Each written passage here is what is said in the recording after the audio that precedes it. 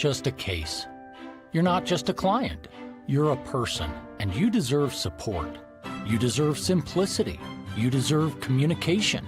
When you hire an attorney, you deserve clear, risk-free advice that guides you to the best possible outcome in your injury case. And that's exactly what the advocates have been providing for over 30 years. After your accident, you deserve closure. You deserve compassion. You deserve peace of mind.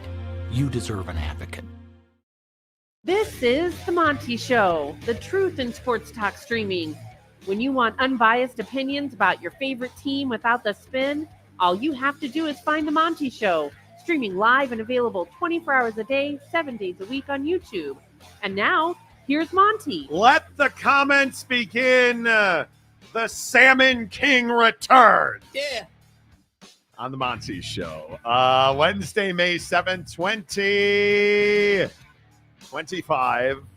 As always, we are presented by our good friends at The Advocates, theadvocates.com. I saw a really interesting story about a truck driver looking at his cell phone and rear-ending a line of traffic. Not a car, he rear-ended a line of traffic. Bro.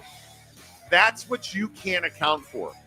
You can't account for the semi-truck that is distracted driving and rear-ends you. Let the advocates fight for you. They've seen it. They've done it. They understand it. They've fought insurance companies. They've gotten many, many, many clients, more than they ever thought possible. Because when you go to the advocates, a couple of things you need to know. You never reach into your pocket to pay the advocates? No, sir. You don't pay the advocates unless and until they win your case. No consultation fees, no retainers. Also, you get clear risk-free advice. And that includes, hey, you know what? We don't think you have a case, or you're not a good fit for our firm, or they're going to tell you, you know what, in that workman's comp case, your workman's comp, they're doing a good job for you. They're going to tell you that, and they tell people that every day. So hook it up. The Advocates at theadvocates.com, or you can chat with an injury attorney 24/7, 365, and it won't cost you a dime. So lose your minds. Jake is wearing, I'm going to go ahead and say that it's lime green. Jake decided to wear a lime green shirt today. I can't compensate for that. Yeah, boy. You know, you love that. I just do what I do. I show up. You know, I got to entertain you guys. So is that your new favorite drop? Right now, it is. Yeah, man. Yeah. Corey, hello. He says, hit the like button. Yes, please. The Buffalo Hunter. Jakey pink shirt. I mean, see, that's the discussion, though. I don't think it's pink. Yep. Kay Sumbry. Hey, Monty and Jake. Kay, good to see you, buddy. How are you? Hope you're well. TJ Beck, 2 shakes, is trying to swim upriver again. Let's go. Dude, you know what I mean? See, TJ gets the spirit of Jake's wardrobe. Yeah.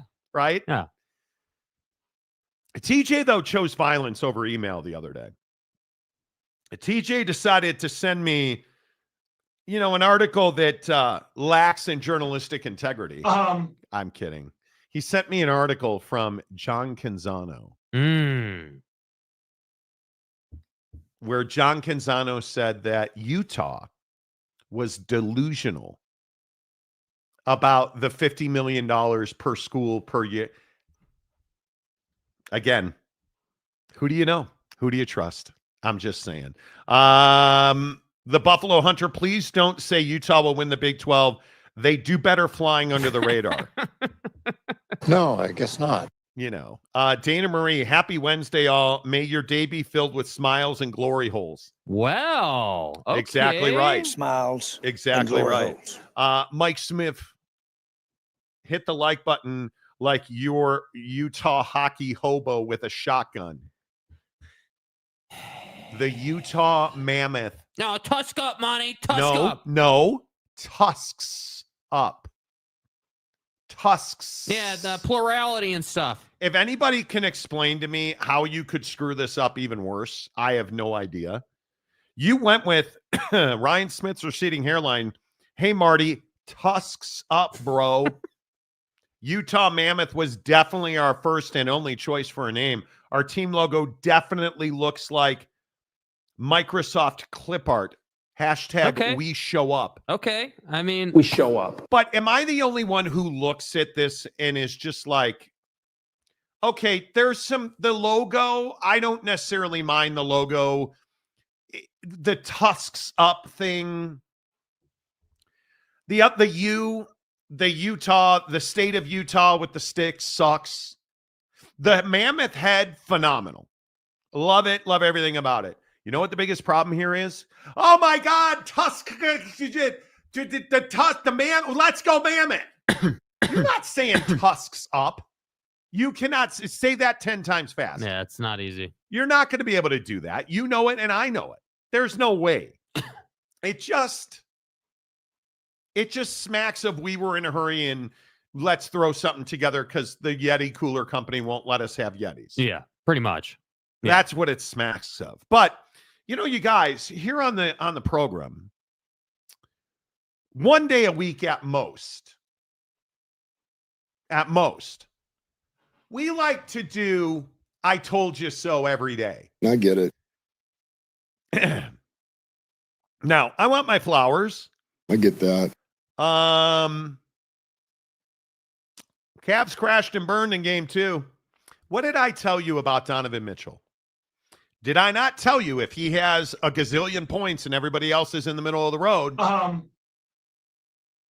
And I believe I said 50 points. If he has like 50 points and everybody else is in the middle of the road, Cavs are going to lose. If Donnie goes 1 of 11 again from 3, Cavs are going to lose. So I'm not saying I was hoping, but I mean, you never would, have lines on this. Perhaps a ducket or 7. Yeah. Donovan Mitchell in game 2, 48 points, 9 dimes, 1 of 7 from 3. Shocker. What's the only thing he didn't do? He didn't rebound well. Yeah. How did the Pacers win that game? Well, they got a critical rebound and putback. And then with the game on the line, Tyrese Halliburton misses a free throw, gets the rebound, and it leads to the game-winning bucket. So you can't rebound. Donnie was 1 of 7 from 3, scored way too many points. Cavs lose game 2. They're down 0-2.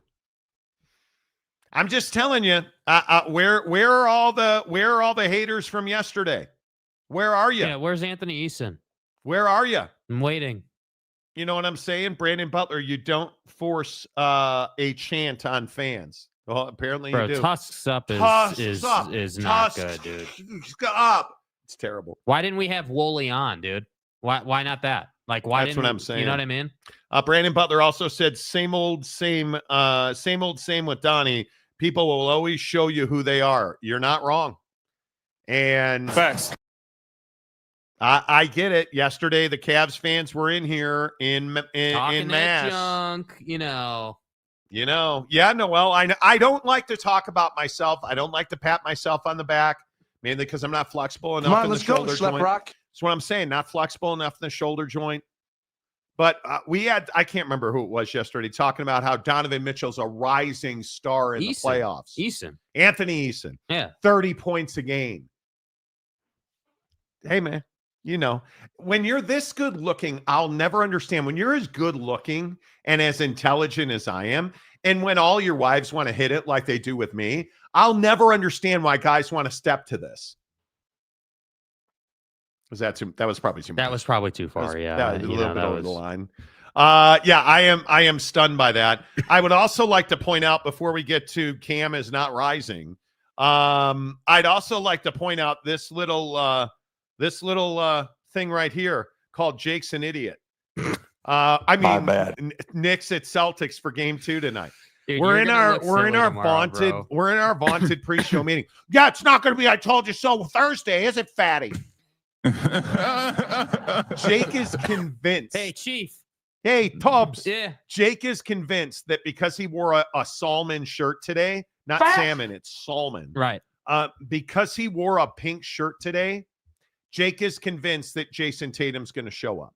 Yeah. I think the Celtics are gonna win by 10 tonight. They're favored by 10.5 on a 211.5 point number. Yeah, mainly because you're not going to spend the whole second half shooting bricks and building a wall. How many 3-pointers does Jalen Brunson hit over Al Horford in switching situations? A lot. Too many. And if they keep doing that, because I'm telling you right now, Cat and Bridges, they're going to run screen and roll to force the Celtics to switch, because you got to switch everything in the playoffs. But what was the score of the last game? 861-4. Yeah, that's stupid. What? The score Monday was 108-105. So the Knicks did all that, and you won by 3. I'm telling you, they're not winning this series. I was listening to ESPN this morning, and Doug Gottlieb, they play a clip from Doug Gottlieb. And a buddy of mine sent me a video that I sent to Jake where Doug Gottlieb is just taking the Celtics apart at the joints, dude.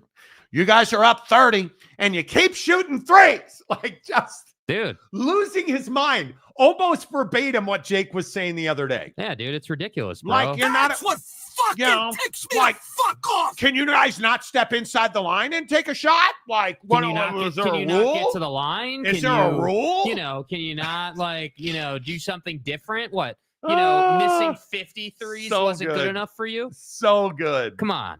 And, I don't think you're wrong. I mean, you're just not as good looking as me. I know. I don't think you're wrong. I think the Celtics will win tonight. For the record, remember what Monty said. Stay hard. The Celtics will win tonight. This will go back to the Godden 1-1. That's my belief. But man, I hate the Celtics with everything rectal. I hate the Celtics. Celtics in 6. Dude. No, whoa, what? Beantown by 15? Stop. Otherwise known as Stadium Doug. What happened here? Bryce Underwood investigation is just beginning. Monty knows more about this situation than he's letting on. Bryce Underwood NIL is the most recent Michigan violation, and Monty knows it. Bro, we're not talking Michigan today, dude. Well, when Ferris shows up on one of his 38 fake accounts, I'm sure that will. ACC Commissioner Gumby. Pimp's gonna pimp. Oh, yeah, and by the way, dude. Dude. Damn cough today, dude. I haven't coughed pretty much a little bit yesterday. All day today. And I feel fine. Actually went to the gym, did leg day this morning. Fine. Okay, just a quick question. Sidebar. Why would you do leg day on a Wednesday when you're golfing on Friday? Because I'm stupid. And my wife demanded it. That's just... Why did I do leg day? I like sex. Bro, that's why. Bro. Too fucking bad, man. Yeah. Exactly. Monty, next time someone calls you fat, tell them you can't drive a steak with a tack hammer. Okay.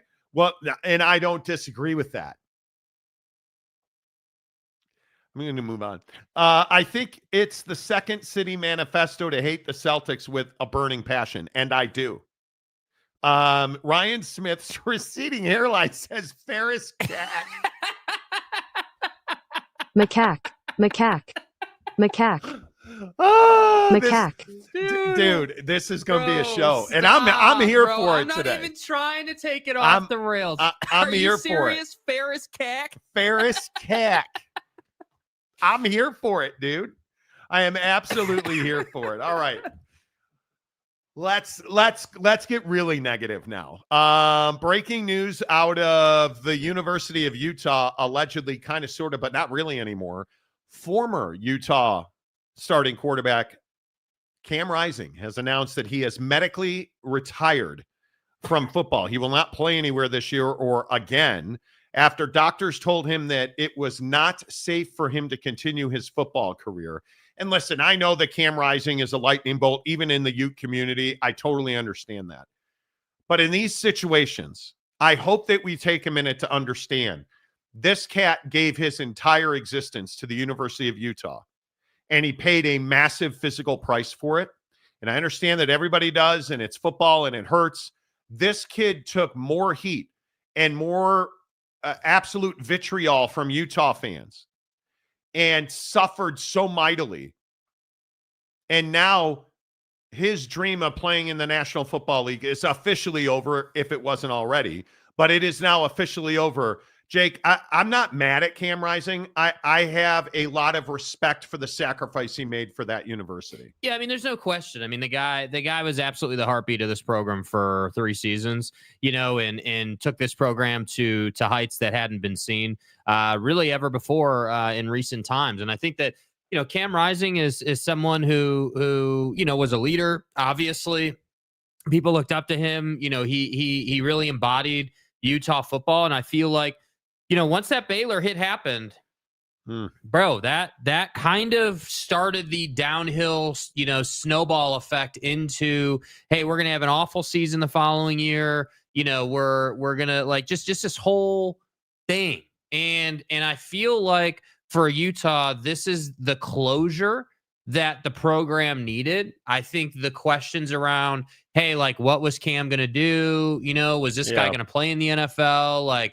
Where was he going to go? It's not that really has an impact on Utah football, but there were so many people that like Cam Rising that I think, getting that finality and that closure for him was not only important for him, but also just for the community around Utah football. And I think, Utah is obviously in a position where they got to have themselves a season this year. They definitely need to be, I would say, top 3 in the Big-12, if not competing to win the conference this year.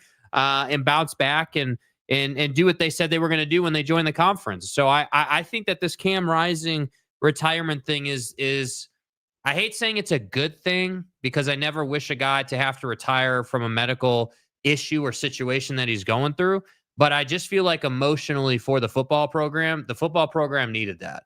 And now it's like, hey, we can really focus on, from a public facing standpoint, we can focus on this season. We can focus on the new guys here, and we can move on to whoever that next, quarterback's going to be. Right. Because I still don't buy that, the average Joe Utah football fan who doesn't obsess, who tunes it out during the summer and in the off season, is still got a lot of learning to do on this roster. You have no idea who your OC is. You don't know who your quarterback is, or who your running back is, or who these dudes are. I disagree. I think Devin Dampier is a stud. I think Jason Beck is a known commodity. I agree. It's going to take some time. I think the mourning period for Cam Rising's been 2 years in the making. Mm-hmm. The year he sat out where everybody expected him to play, it's unfortunate a dirty hit is going to end his career. That's what it looks like, at least, again, and I'll put the statement back up on the screen. You read that first paragraph. Due to a hand injury I suffered during the Baylor game, I have been advised by 2 orthopedic physicians I'll never be able to return to the football field. And that, to me, is a devastating blow. And it's unfortunate a dirty hit ended that. Cam Rising is not a scapegoat. He's not to blame. He's not a reason. Cam Rising's a guy that'll be remembered for being tough, oft injured, certainly, but some of the biggest moments, stepping in for a noodle arm quitter quarterback who was supposed to be the world and turned out to be a 0. Facts. Cam Rising stepped in and brought this team to the Rose Bowl. And I think when you look at his leadership, his tenacity, that's what we should all remember Cam Rising for. Is there frustration? Sure. Are you disappointed in how Cam Rising's Utah story ended? How can you not be? But it's not his fault. He is not to blame. Sometimes a game of football doesn't really give a rat's ass how you feel or what you think. 100%.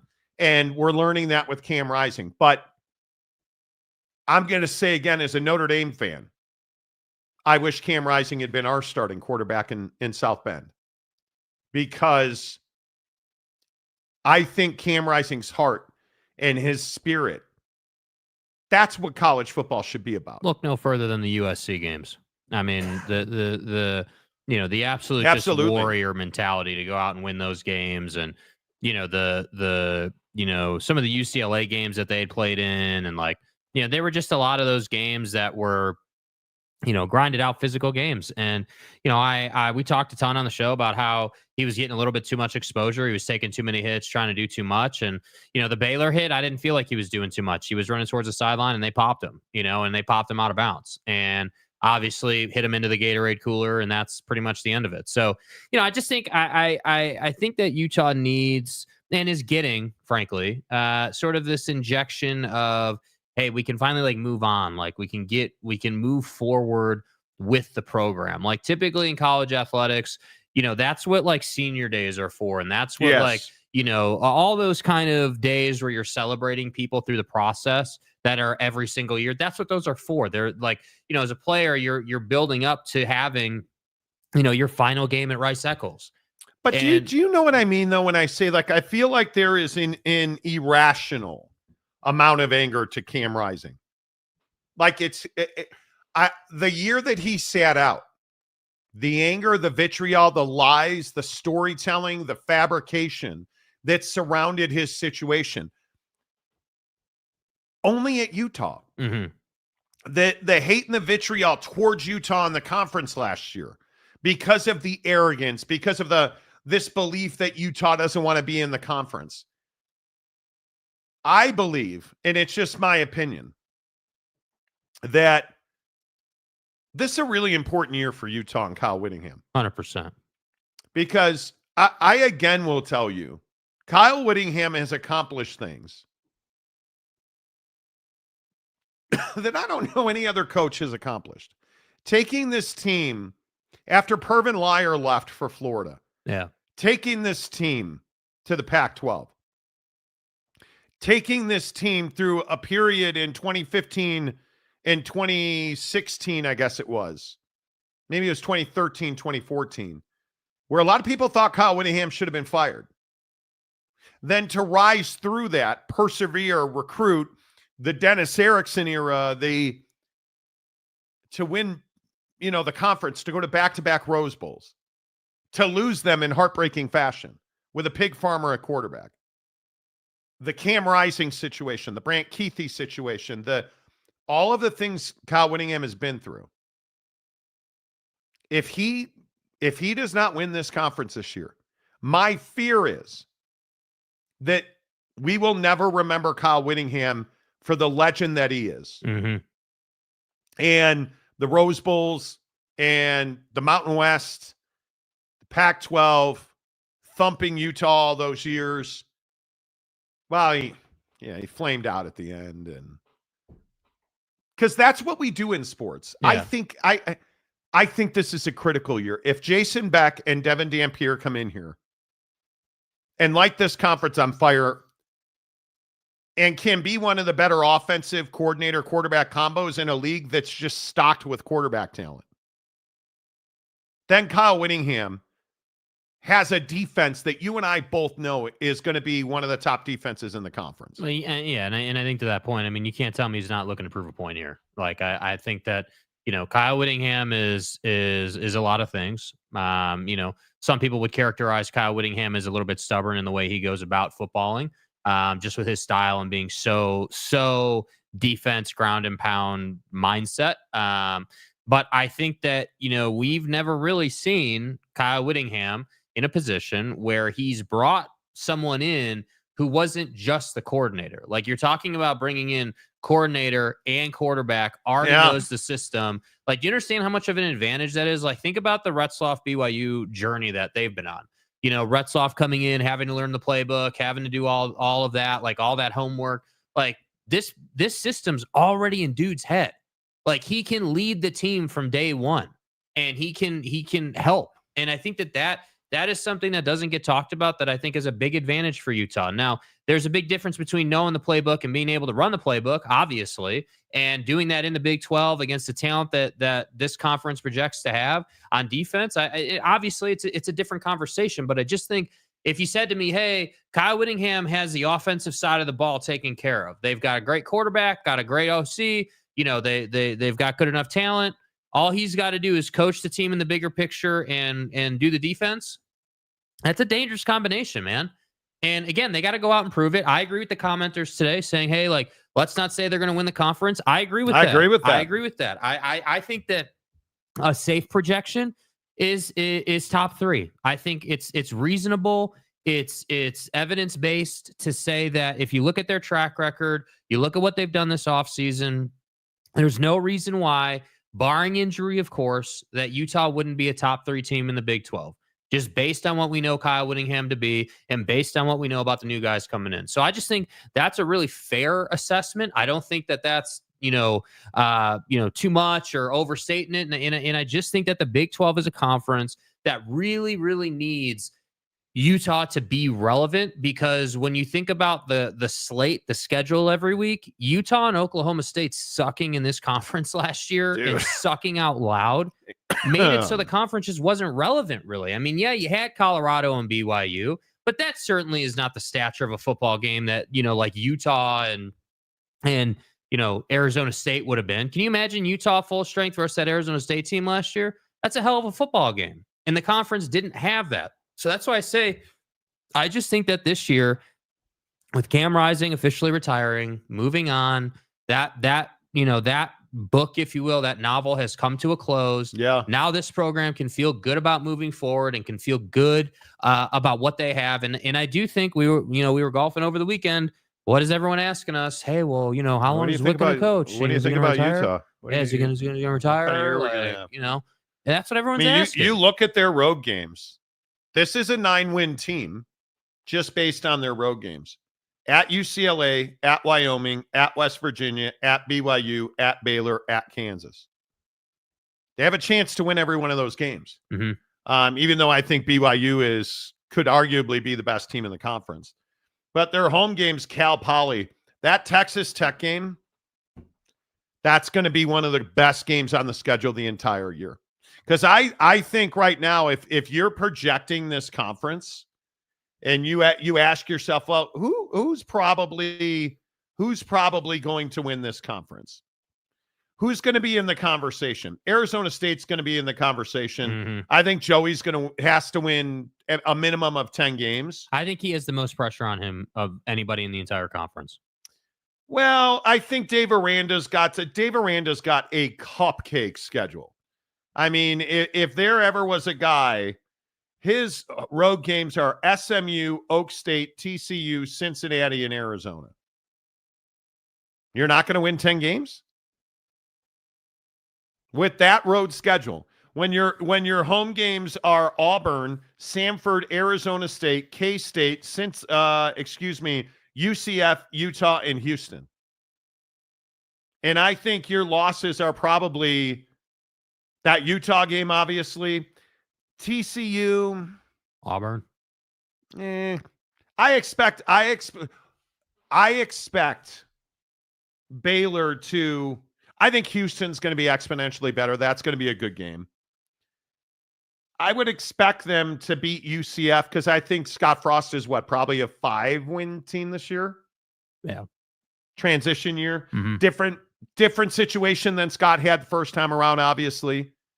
As a 5-win team. They should probably beat K-State.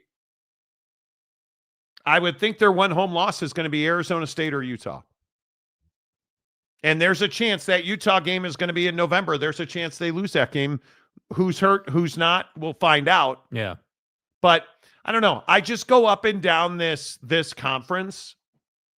And Baylor's got the easiest road to double-digit wins because if you look at Tech's schedule, Texas Tech really should be a one-loss team.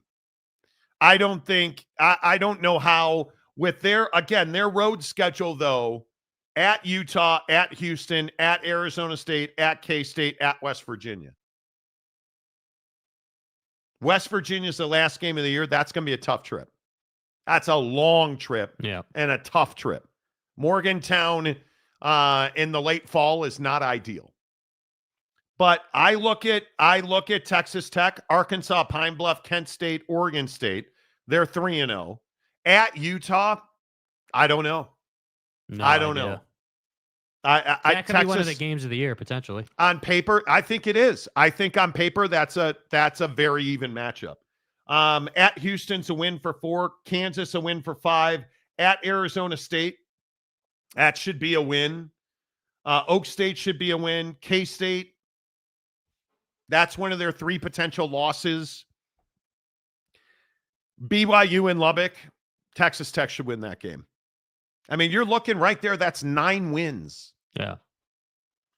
And if you give them West Virginia, that's 10 wins. And if you give them Utah, that's 11 wins. I mean, I'm telling you, this team should be in position to win every game. Texas Tech. So do I think Utah wins the conference? Probably not. Not with Baylor's schedule. Can we at least all get on board that there are no more excuses for Baylor and Dave Aranda? If this team does not win, and I think the number's 10 games with that schedule, you got to win 10 games because Colorado can't possibly be as good as they were last year, this year. Mm-hmm. With the loss of quality on that offense, come on. I don't care if you're replacing Shadore with Jesus Christ. You're not winning. Don't you know who I am? Yeah, I know. You and your dad are a couple of powerful dudes. In Totally God's get it. name, image, and likeness. Totally get it. Dad. Look, JC, I totally get it. But I'm telling you right now, Colorado takes a step back. You have to when you lose that kind of talent. Yeah. But you look at the rest of this league, Dave Aranda, I don't think he should be the head coach there.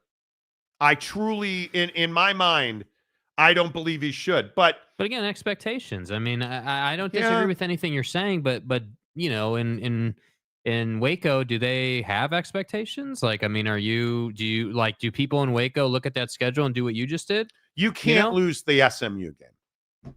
If you lose the SMU game, get the hell out of here. Yeah.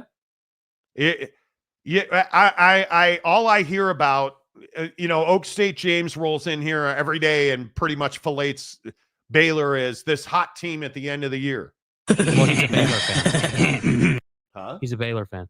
That's right. He is a Baylor fan. So, but I will just continue to tell you, I am not. I'm not the guy that's going to sit here and tell you I believe in Baylor. Yeah, because I don't. Sawyer Robertson's a hell of a player. This league and quarterbacks, you guys. Yeah, I just think that this conversation, like coming off of the Brett Yormark extension, I think this conference needs expectations something terrible. I can't imagine everybody in Waco is just like, yeah, all right, 8 wins is a good year. Like, I can't imagine that that's the total sentiment, but I have to say, Dave still being there tells me kind of is. Like, it's kind of hard to get away from that. It's hard for me to be like, yeah, well, they haven't fired Dave, and Dave's had some pretty mediocre ass seasons. Like, that's kind of how it feels. And I, at least in Fort Worth with TCU, I can say, all right, well, you've got a damn good quarterback there. You've got a guy who at least has done some winning in the last 5 years, right? At least there's some signs of life that way. And the question is, which of these schools in the conference is going to do the most in recruiting? And I think we all know the answer to that question. We all know who the top recruiters in this country are, or in this conference are. And it's not Dave Aranda. I think if I look at the Big 12, and we're being honest, the best quarterbacks in this league, I mean, if I had to pick the best quarterbacks in this league, Baron Morton certainly has to be in that conversation. Mm-hmm. Josh Hoover's got to be in that conversation. Jake Retzloff absolutely has to be in that conversation. But if I look at, Sawyer Robertson is probably in that conversation, right?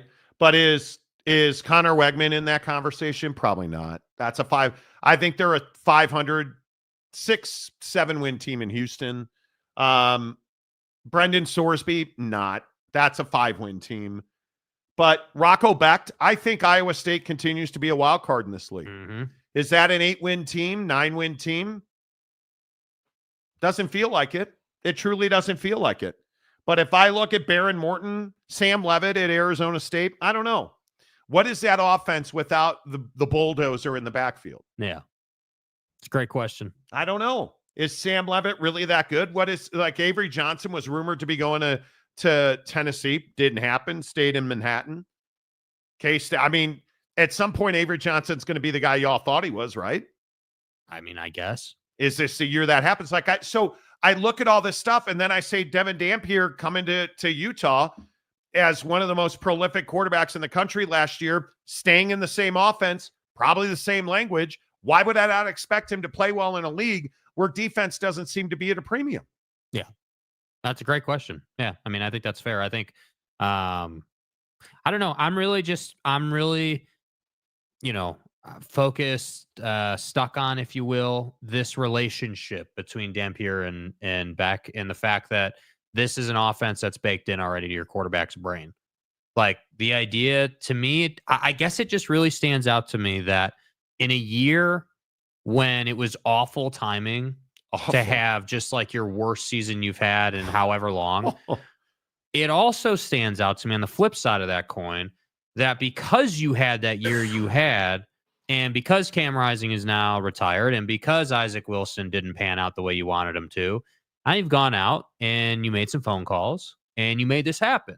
And so now I think it's shocking. Yeah, I mean, I think the same people who are like, oh, well, has Kyle Whittingham lost his touch, or like the casuals that question Kyle Whittingham? I'm sitting here saying, dude, like, does it not stand out to you that this guy just potentially got, I mean, I don't know. He brought in one of the most prolific offenses with its offensive coordinator and quarterback. He brought that offense into his program, which I think through that is the best situation they've had offensively. Like Utah fan remembers the Travis Wilson era, right? Like Utah fan remembers all the mediocre ass quarterbacks that have come through this program. But I also remember when you say Travis Wilson, I remember him going head over toes at the Big House. Yeah. Right. I remember Taysom Hill jumping over Texas. Right. And so all of this to say, I think largely what we saw last year, a lot of those patterns will play out. I think that you are going to be lucky to win 4 games in conference if you're Oak State. I think Baylor's got the easiest. I think it's the easiest schedule in the conference. Yeah. If they don't win 10 games, how does Dave Aranda keep his job? If you're a Baylor fan and you win 8 games, you should be absolutely pissed off because he's going to keep his job. 8 Ball's going to keep his job if they win 8 games. Yeah, I mean, I have to say, is that not a schedule that should have you at least in the CFP conversation, like on the low end? Well, like all you need to do is win the conference. And the Big 12 in 2025, I expect West Virginia to win games you don't expect them to win. Wow. Right? I'm a believer in Rich Rod. I'm a huge Rich Rodriguez fan. I think you guys know that by now. But look at their schedule. Robert Morris, Ohio, the pick game in week 3. When is it not? Right? That's a huge game. At Kansas, Utah, at BYU, at UCF, TCU, at Houston, Colorado, at Arizona State, Texas Tech. Jesus Christ, who hates West Virginia? Apparently, everybody hates West Virginia. Yeah. Because that schedule is just absolutely... We'll see you next year. A kick in the balls. And then I say, well, Baylor, though, is the Auburn game a walk in the park? Not at all. Tough game. You better beat SMU. If you're Dave Aranda and you lose to SMU, they should fire your ass on the spot. If you're 0-2 after SMU, pack your stuff because you're out of here. Yeah, dude. Pack everything up. We're out of here. Baylor won't do that. I would do that. I'll be honest with you. If I was at Baylor and they started 0-2, Dave Aranda's out. Big changes coming. Because you fired every position coach. Out of here. You've got everybody's Heisman Trophy winner in Sawyer Robertson at quarterback. Because I'm tired of hearing about, oh, he's amazing. Oh, my God. You see how deep his throat is? Yeah, I don't care. Go win games. Go beat SMU. I don't want a single flipping Baylor fan in here if you don't beat SMU. James. Hey, am I making too much out of that? I'm being serious. I know we have a lot of Texans on this show. If Baylor doesn't beat SMU, I don't want to hear a peep out of a single Baylor fan. It's remarkable to me. I'm not doing that. Oh, Baylor. Hey, you guys lost to SMU. Baylor. Hey, you're 0-2. Auburn and SMU. Oh, Dave Aranda, let me polish your knob. Do you view this season as a failure? What are we doing? Which knob? Because it's kind of, it's chromed up. Dave's only got one. K. Nurin says BYU will play for a Big 12 championship. They're going to be very good. Jake Retzloff, again, I will die on this hill. That's my boy. Portland State, Stanford, East Carolina, at Colorado, West Virginia. You should start 5-0. And then you go to Tucson to start 6-0. And then it's the game of games. Thine Holy War in Provo, BYU and Utah. At Iowa State, at Texas Tech, TCU, at Cincinnati, UCF. That's another 10-win schedule. Yeah. With that talent, with the transfer portal they had, with Jay Hill still on the defensive coordinator seat, with Kalani, with everything that is going on at BYU, they're in great hands. They're in a great spot. Jake Retzloff, I think will push to be the best quarterback in this league this year. Yeah. Yeah. I'm telling you, it is, but we'll see. We'll see. And I think when you look at BYU, look at how the fan base turned out and showed out last year. When BYU is elite the way they were last year, and they're in the conversation for the college football playoff because they're I got to win this game, and you lost. You can't lose that Kansas game at home. Sorry. You lost. I know Kalani Sitake well enough to know that Kansas loss was a teaching moment because you learn far more when you lose than when you win. Right. And the roar and the thunder and the passion and the heat that came from BYU fans last year, you haven't seen anything yet. Wait until that fan base is really cranked up because they're legitimately good and they don't need Darius Lassiter skipping through the meadow, avoiding tulips to score touchdowns late in games to win. They don't need the other school's athletic director losing his shit in a post-game press conference and on the field to win games. Because I think BYU's that good this year. Because everybody forgets experience in college football is what wins you games. And I think they have a lot of experience. Facts, dude. Facts. So, yeah. Stadium guy James, I am not a Baylor fan. Jeez, here we go. How? How do you say that? Well, you're not an Oklahoma State fan anymore. Now you're a TCU fan. You're filling in for somebody. We'll see, James. Oak State is my undergrad degree. TCU is my doctorate. Okay. So, and I just want to understand this. You're saying you're in the class of 2029. You understand it's 2025, right? Like that's not 1 or 2 or 7. That's like in dog years, that's like 37 years away. Is the grant of rights in the ACC still going to exist at that time? No, that's much shorter than James's doctorate. You're a TCU fan now, apparently, which, bro, knock yourself out. We're not doing it every day. Buffalo Hunter. Aranda should be fired for how soft he talks. Could be. Big Daddy Magic. Oak State, just propaganda hype. Nobody believes, no credibility, down the toilet. That's all people need to know. Could be right. Wow, legitimate comment, dude. Yeah. Okay. Stadium guy James, I love Rich Rod's offense. I like the run first spread offense. I've heard that about you. West Virginia is going to be better this year. Well, it's year one, and year one coaches with a lack of talent don't generally win a lot of games. Or year 57, coaches who take unproven, untested quarterbacks out of the portal and then their fans cry natty. Those guys don't generally win either. Yeah. James knows all too well. I believe Big Papa War Machine. I believe K-State believes they're in the national championship window. Do you believe? Until Avery Johnson proves he is a competent, capable, operational quarterback, they're not in anything window. They're in can't wait for spring break window is what they are. Yeah.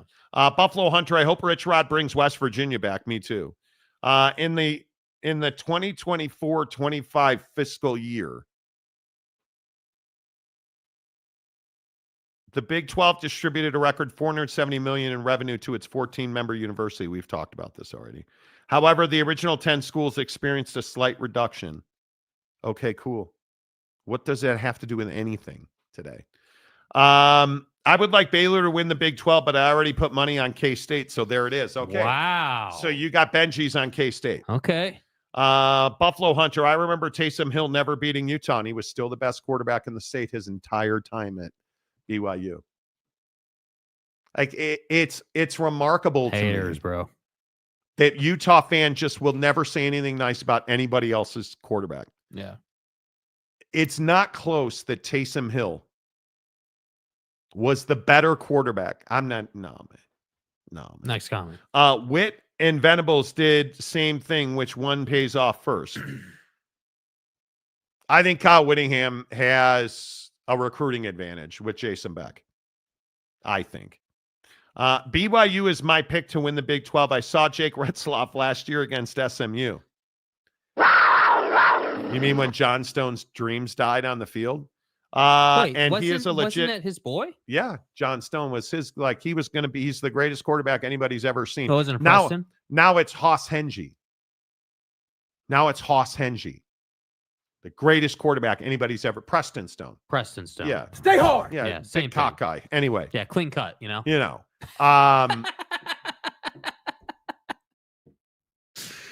Please don't say nice things about Jake Retzloff because you're always wrong when you compliment quarterbacks. Always. Brandon Whedon. Oh my God. Oh my God. Did you guys know? God, money. For Brandon Whedon, it bends a little left. Did you guys know that? Yeah, boy. I mean, let me tell you something about his goalpost. I'm going to hell. Thankfully, it's not real. Hank LaRanger. Hey, Hank LaRanger. Henry. In my opinion, either Utah or Baylor cannot afford to lose their openers. I don't know. I know it doesn't affect the Big 12 chances, but it's bad optics. Well, and you're not wrong about that. That's exactly right. Bro, it's not ideal to lose your opener, especially against them. I mean, who are they playing? Utah's not losing to UCLA. Yeah. And they're going to pound sand. They're going to gape Cal Poly. They're going to gape Cal Poly. I mean, you want to talk about a 1 versus 100 gorilla. They're going to 1 versus 100 on Cal Poly. Bro. Damn. Then they got to make that faithful trip to Laramie. And every year it's some sucker going up to Laramie. Right? So who's going to zero blitz in the red zone this year? Joey, every week. Yeah, that trip to Laramie is nar binks. I would agree with that. Johnny Gonzalez, how is Rocco not better than Brock right now? Brock Purdy? I don't know what you mean by that, but that's fine. That's fine. Mr. Preston, I thought Jam was a Pedo State fan. Bro, James was a pedo.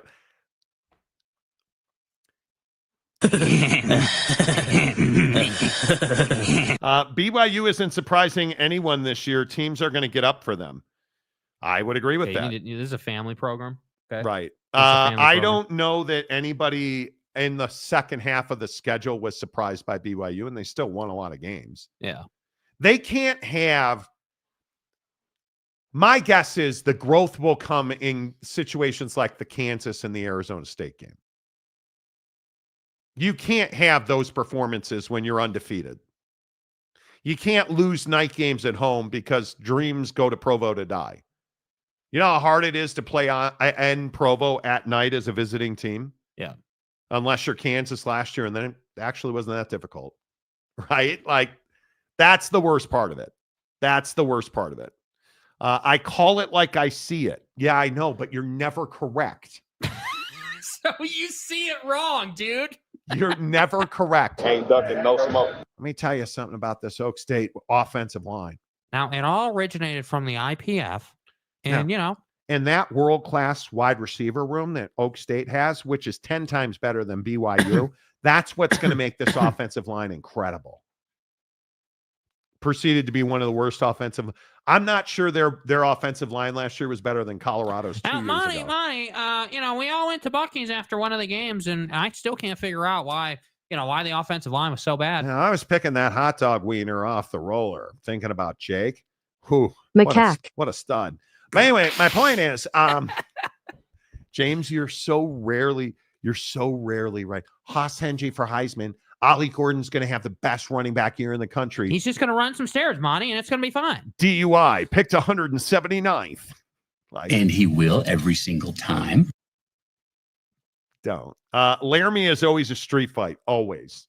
Always.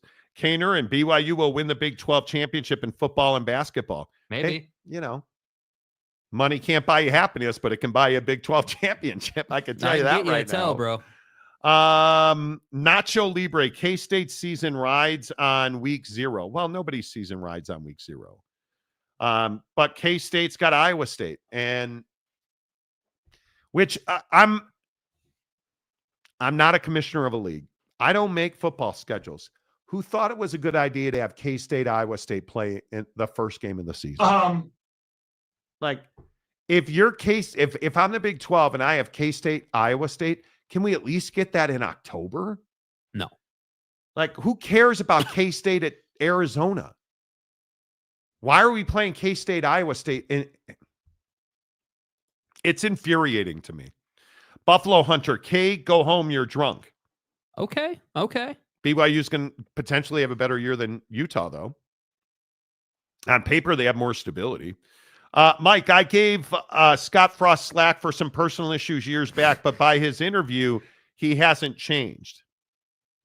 We'll see. Yeah. We'll see. Scott Frost had better be a different man than he was last time. We'll see. Blue Turf. Is Retzloff going to complete 60% this year? Okay, well, I mean, I think Jake Retzloff, if you're hating on Jake Retzloff, or you're saying he's not good, you're either just a troll or you don't know football.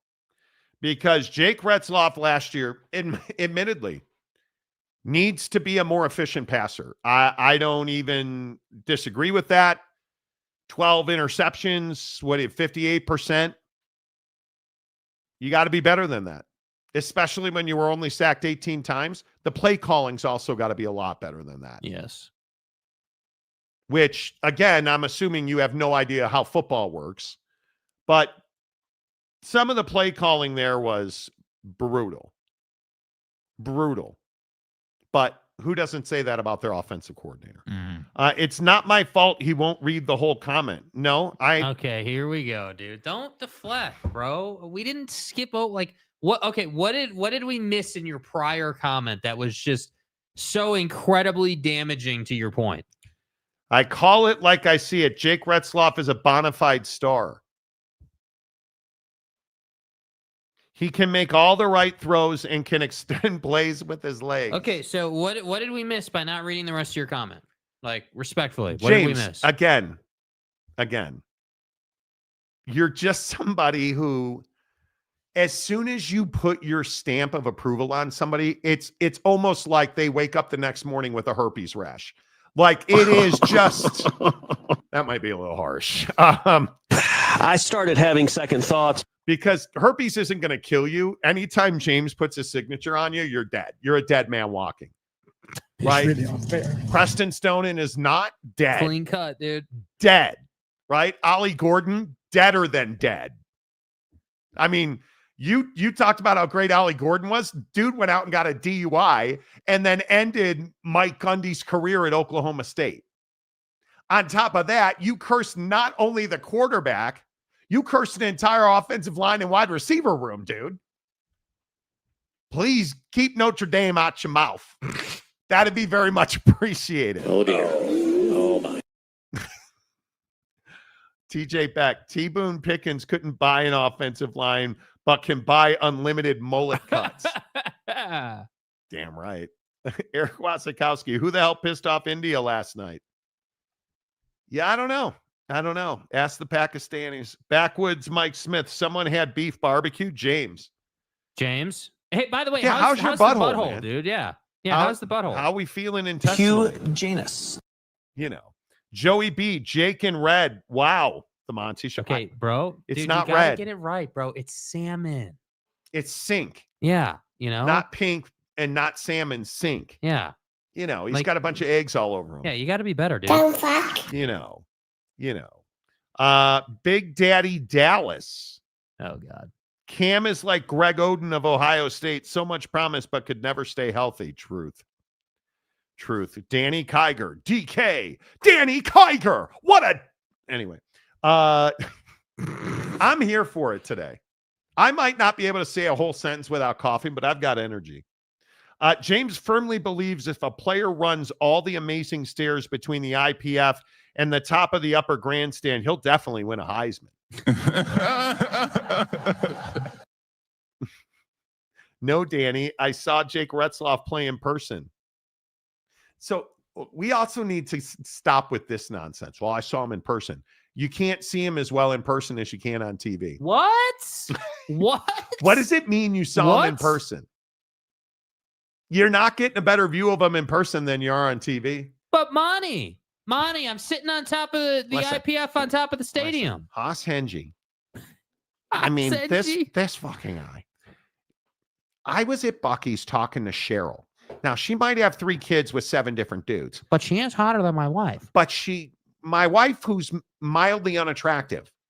While my mildly unattractive wife was picking up a pack of zingers, I was talking to Cheryl. What's an erection? 3 kids, 7 guys, you divide up the seed.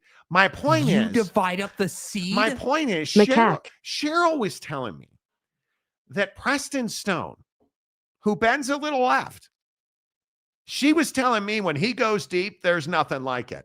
Preston Stone. All gas, no break. Davey O'Brien coming Preston Stone's way. Mike Smith, don't fall for it, James. Monty is just egging you on to post a paid comment to say what you have already said.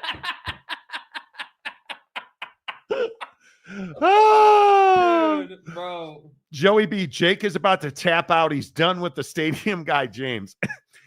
James is a good dude. He's a character. Dude, it's banter, bro. He's a character on the show. Yeah, man. It's not personal. It's like Big Daddy Magic claiming he was going to send me a sex tape and that I wasn't allowed to play it on the show. Shut the fuck up, Donnie. That's what I'm saying. Yeah, you're not sending us a sex tape, dude. Who are you, Ray J?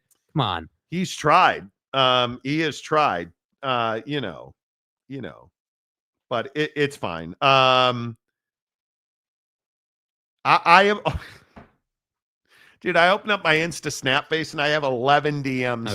Okay. Let's just get one. Is there one that calls you stupid or dumb? We can always count on there being one. Jaron Eccles sends me a DM. Oh. Hey, Monty, I know you hate getting blown up in messages. Here I am. But I got to shoot my shot. Bruh. My sister and I are huge hockey fans, and we want to start a podcast like yours based on the Utah Mammoth. Is there any guidance you could give me on how to get started? I'd really appreciate any help. You guys are awesome. Thanks. Yeah, check your trademarks and don't call yourself the Yeti until the Yeti Thermos Company will allow you to. Yeah, don't be a cooler. Don't be a cooler. Yeah, we can. I'll message you. Is Jaron Eccles here right now? I don't know if Jaron's here. Jaron, but I will definitely reach back out to Jaron. For sure. Maury Alvarez DMs me. Apparently there's an AI thing about a theme song to our show. I'm not listening to it. You're not going to do. Okay, I'll wait to do it. Because there are a couple of Utah fans. Let's see. Keegan. Hey, Keegs. Hey, Keegs. Yeah. What a dick. Yeah. I haven't even read your message yet. Keegs, oh, you are a dick. Keegs says, don't start talking about Utah now like you give a rat's ass about us. You hated Cam Rising and you've never been a Witt supporter. Why don't you shut up? Okay, Keegs. I mean, when you finish it with why don't you shut up, that gives you so much more credibility. Hold on. I thought we were the Utah Homer show. That's like, shut the fuck up, Donnie. Like, what do you mean, dude? You can't make this up. You cannot make this up. He sends me another message that says, I should have known you were going to be a hater when you started showing videos of you swinging PXGs. Couldn't afford the Titleist, I see. That's what it is. I couldn't afford Titleist. You're an idiot, dude. You're an absolute buffoon, dude. Like, man, you really think that we couldn't put a brand deal together? We couldn't afford it. I mean, we can afford to buy it straight up, but we didn't want to do that. We wanted to go with PXG. Do you see the courses that we pay to play on? Yeah, I feel like PXG is much more relatable to the average golfer. Who and I hit him well. And yeah, I hit him well. Like, I just don't see what the issue is. Monty, do you and the wife plan on binge watching a live smokestack cam on YouTube? Is this a Pope reference? Bro, what are you talking about, man? I swear to God, if this is a Pope reference. Live smokestack. And it is. Conclave.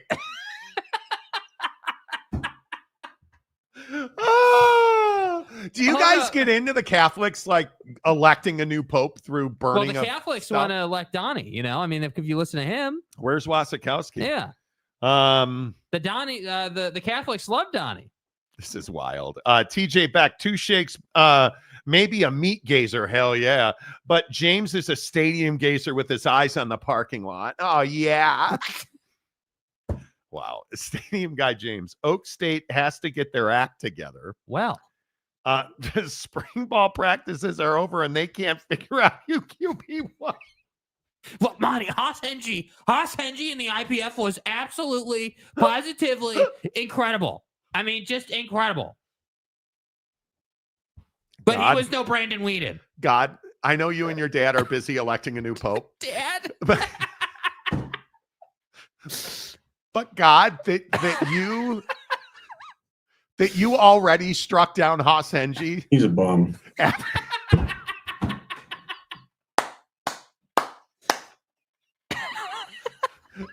God, that you already struck down Haas Hengy.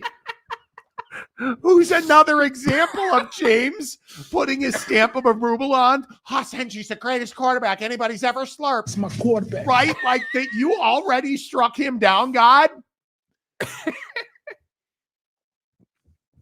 Thank you. Thank you. You're already off the Haas Hengy bandwagon. Oh, you can't. You can't.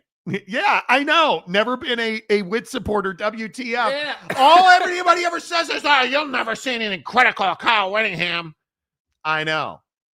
It's ridiculous. Wasikowski truck stop conference. Are there no truck stops in Michigan? Come on. Isn't that what the big house is? Eric, you're a lot lizard guy. Tell me that you don't know there's You're a lot lizard guy. Bro. Gumby, one major draw of this showgram for me as the beginning was this showgram was pro-Ute football. There you go. That's all we are. That's it. That's everything. Monty Show has the ability to simultaneously piss off Utah and BYU fan bases. It's a rare gift. I don't even practice.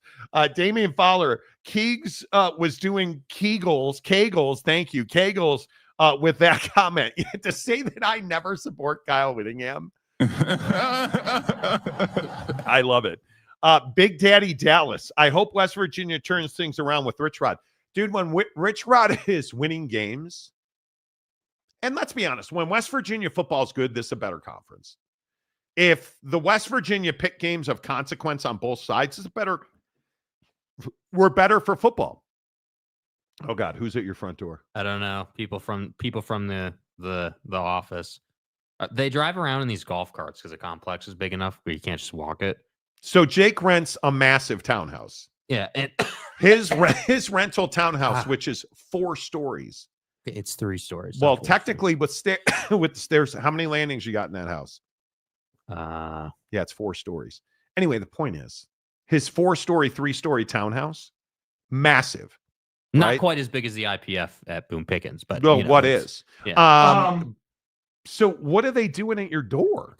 Well, they're not at my door technically. They're on the road, and I have a Ring doorbell. A place comes with a Ring doorbell, and they have these golf carts that have little workbenches on the back of them, and they're just standing here doing whatever they're doing. I don't know what they're doing. They're not supposed to be entering my place today. They're just sitting there. Are they coming to enter your place at some point? I don't know. Not that I know of. They usually email when they are. So, okay.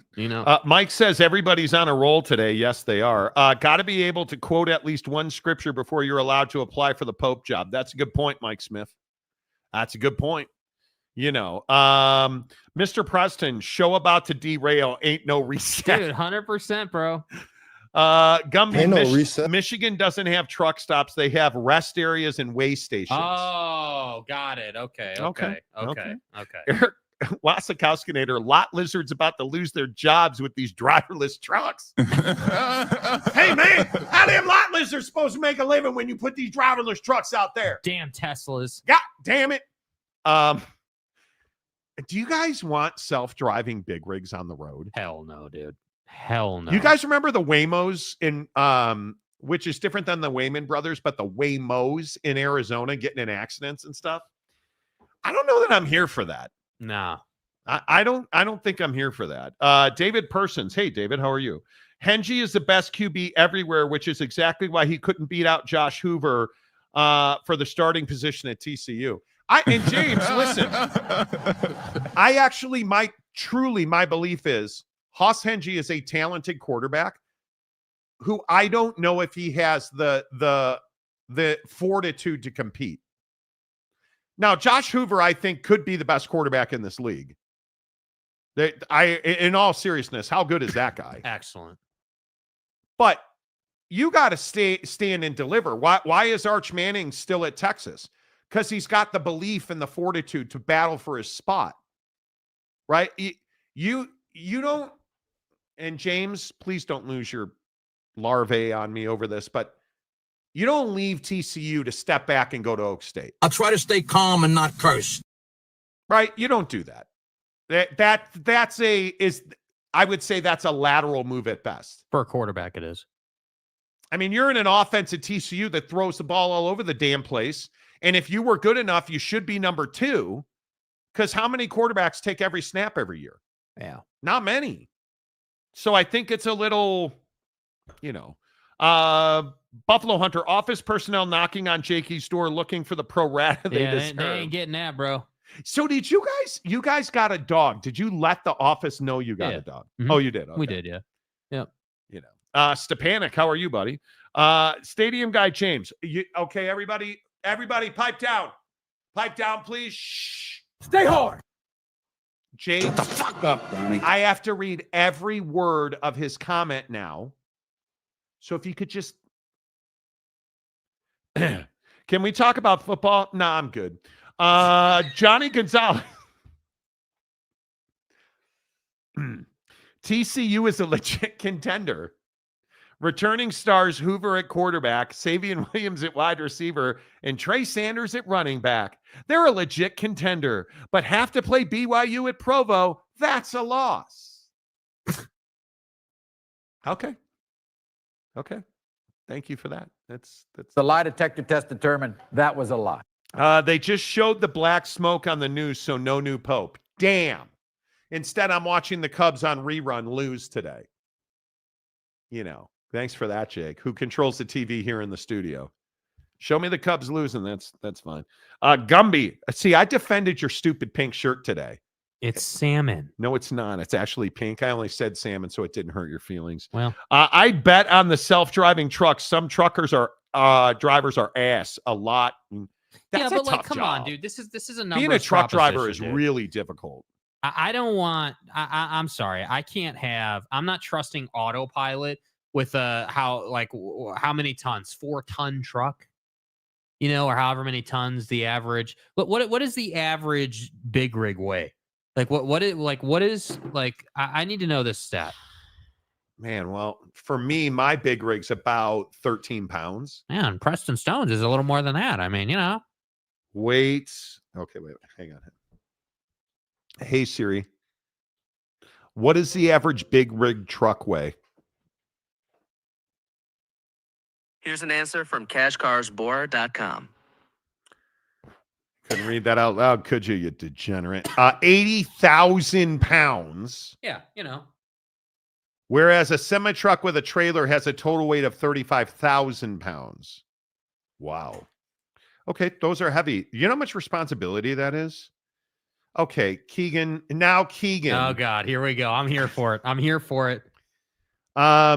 Way to out me on the show, player. I was just having a little fun with you. Relax. Oh, you were just having a little fun, Keeks. You were just having a little fun now. Dude, James, bro, stop tweeting at us during the show, dog. Is he really? Stop tweeting at us during the show. Again, why I don't look at my Twitter notifications. Don't get me started with the self-driving cars, dude. I am not a fan. I'm honest to God, you guys, I'm not a fan. See, Wasikowski, why do you bring this stuff up? Derailing the show with your stupid Catholic Pope president. I don't know what that has to do with anything. I hate self-driving cars, frankly. Does Jake walk up and down the stairs in his 3 to 4 story townhouse dressed as the Pope during conclave? He does. He does, which means he gets naked and has nope. Macaque. No. I said no. Okay. Josh Hoover feels like a better fit for Vacuum LLC in Ann Arbor. Bigger NIL opportunity there. Right, I agree with that. You know. Thanks for the wonderful insight, Pope James. Yeah. Now he's Pope James. The Buffalo Hunter. Self-driving trucks sound like more business for the advocates. Dude, you're not even wrong. You ain't playing, bro. Because you guys know, dude. If you're going to put self-driving trucks on the road, people will die. It's that simple. Dudes can't drive trucks. What makes you... We're guys. We're the best drivers on the planet. Computers can't drive better than us. They don't have testosterone. I'm going to get medieval on your ass. What are we talking about? Yeah. You know, it's fine. J Trey. Farewell to you, legend Cam. Couldn't beat out Charlie Brewer Rising. One of the best to sling it. You guys remember? Charlie Brewer was a good dude. But you handed in the job and it backfired in their face so bad. Zach Spencer, autopilot's legit, game changer. I don't know. Okay, Dude. so are we on board with self-driving cars as long as there's a human on board? I mean, all my friends in Arizona, God, we are coughing a lot dying, today. dude. Absolutely dying. For those of you just tuning in, you didn't officially. I had like terrible pneumonia about 2 weeks ago. I was confirmed negative for pneumonia, but this cough is just tearing me up. And the one hanger on is this cough. But anyway, my point is, I'm not. All my friends in Arizona are posting pictures of themselves in these Waymo cars, the self-driving cars. Are you guys like taking a nap in that car? Nah. I'm nervous as hell. I don't know that I could do taking a that. nap. You can't even be a passenger in a car without freaking Is out. that pickleball, Zach Spencer? S2 pickleball? If you guys haven't heard of S2 pickleball, you should probably hook it up. Sergeant Green, good afternoon, fellas. Hello. So, dude. 50 to 60,000 pounds. And see, I'm just not willing to have that rolling around on the street in autopilot. Yeah, I'm not good with that. Whoa, comment Jeez Louise. Sorry, I lost my place now. Hoss Hengy left TCU because his offensive coordinator went to Oak State.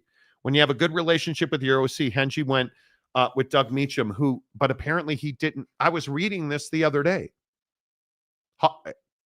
So then why is he not the Buffalo Hunter? Keegan gets his bag slapped and now it's a joke. Yeah, exactly. Yeah. Stadium guy James, for once, Monty and I agree. Self-driving cars suck. It kind of does. James, do you still have your Honda? Do you still drive your Honda, or what's the deal, dude? It's called a Japanese shitbox. Yeah, my bad. Wasikowskinator, you brought up lot lizards, just making the connection. Hey, and I appreciate you doing that. Yeah, plug it in. We got to get down to Florida. I need some Florida time. Damian Fowler, relax, Jake. James is trying to find out when your next date is. Hey. We show up. See, James, all of this isn't fun. Nothing that ever happens on the show outside of Eric Wasikowski at truck stops. And we were saying that. Nothing that happens on the show is personal or real or like James is a good dude. His wife is hot. She's not ugly. No. Well, but that's what James, anyway, you see what I'm, Pope St. James. That's what I'm saying. James, you're the new Pope. You're the new Pope. Got to take an Uber in Phoenix with no driver. Amazing. Nobody chatting you up on the way to the airport. That's crazy, Zach. I don't know about that. Oh, that is you. That is you, dude. Zach Spencer, for you guys who don't know, you got to find S2 Pickleball. They are the pickleball facilities they are building out are epic. Golf simulators, good food, bring your kids. Like, pickleball is that thing. And Zach Spencer is actually a really good pickleball player. So I'm just saying, like, S2 Pickleball, baby. Nap in the back of a Waymo. I don't know that I can nap, dude. That's scary. That's a lot of trust. Tell Mrs. Spencer we said hello. That's Hope big the kids trust. are good. The stadium guy, James. Yes, I love my Honda Civic. Fun to drive. Gets 40 miles per gallon on the highway. Truth. That. Jesus. I usually pay extra for the cough on OnlyFans, so I appreciate the freebies. Wow. It's crazy. I didn't cough one time on Monday. Play golf all weekend as usual. We'll play golf all weekend this week. Excited. We're going up to Wasatch up in Heber this weekend. Wearing the Scotties. Did you get your Scotties? I did. You got your Scotties. They're beautiful, aren't they? They're awesome. The white with the black swoosh is out. I'm not getting it. Yeah. I'm not getting it.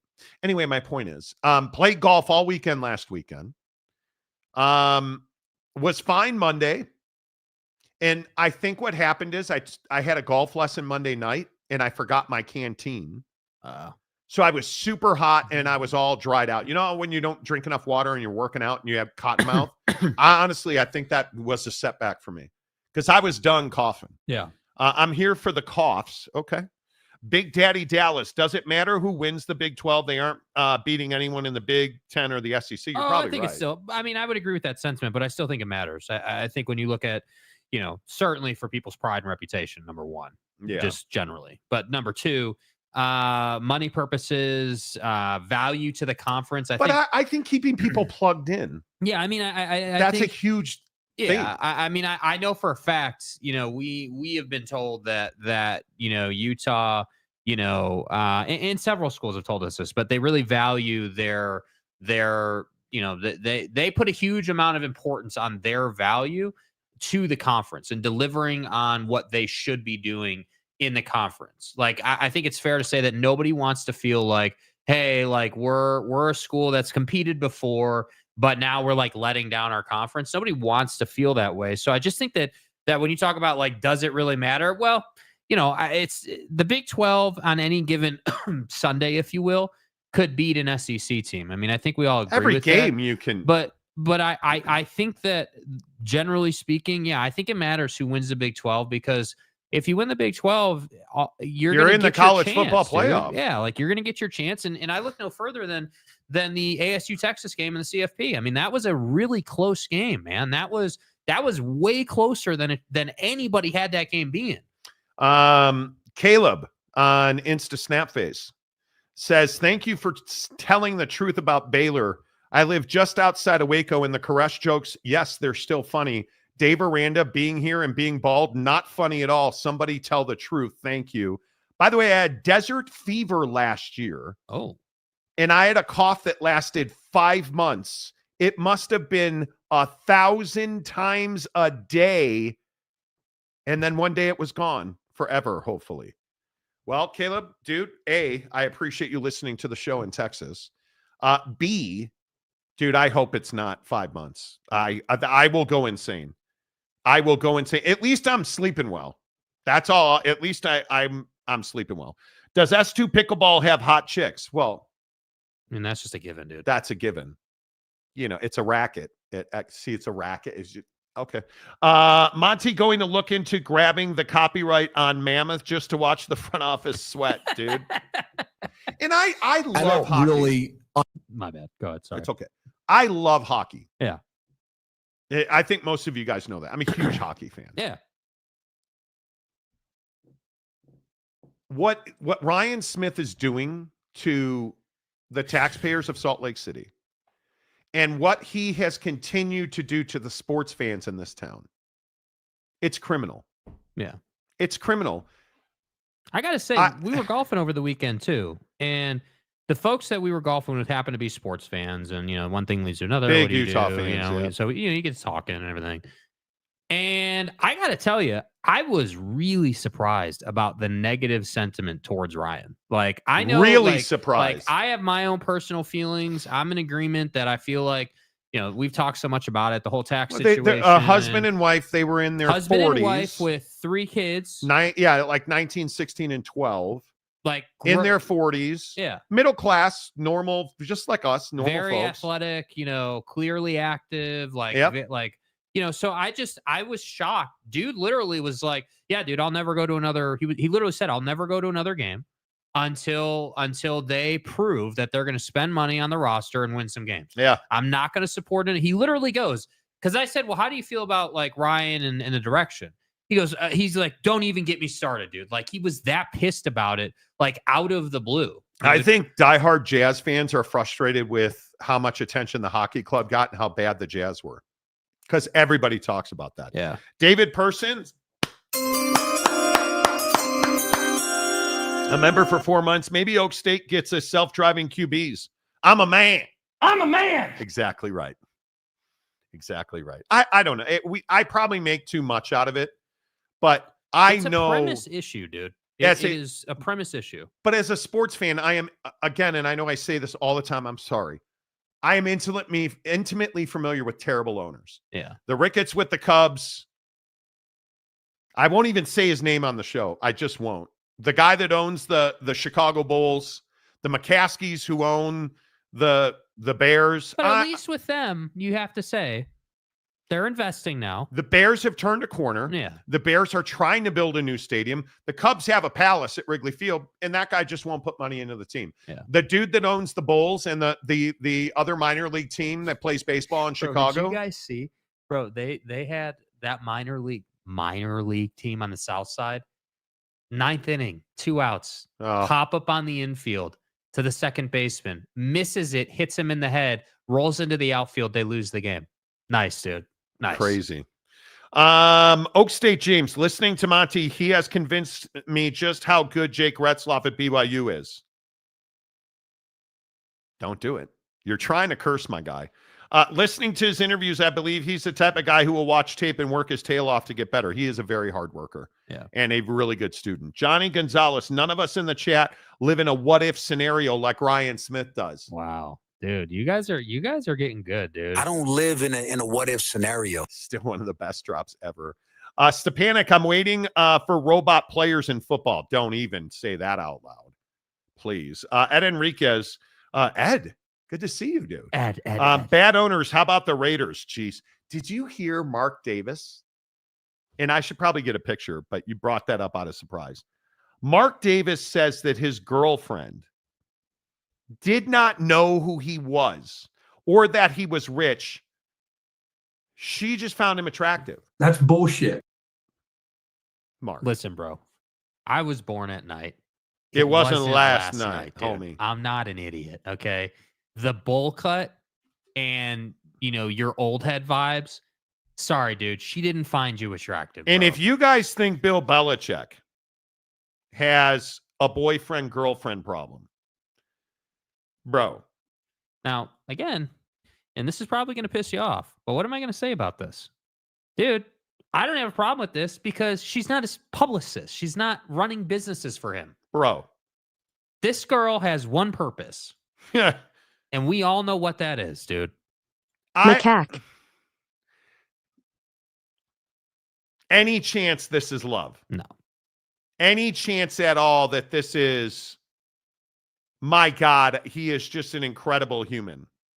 And because he's not, dude, he looks like that guy where you're like, bro, what happened to your face? Buddy gets paid a lot of money. He does get paid a lot of money. I would agree with that. But he looks like that guy who had his face lopped off because he spent too much time in the sun. Right? And I'm being generous, I think. This woman is genuinely a beautiful woman. What the hell is that? Money. I think that's a little jaded.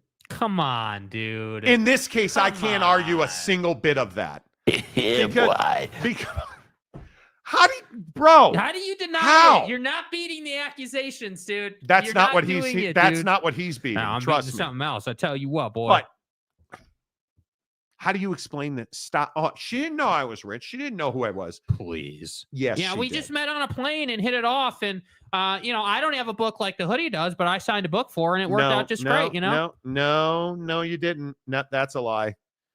That, sir, is not the truth. Like I am amazed that this girl's name is Hayden Hopkins. She is an Instagram model and dancer. Okay, Hayden Hopkins. Like it is, he's 69. Whoa. I bet he is. He's 69.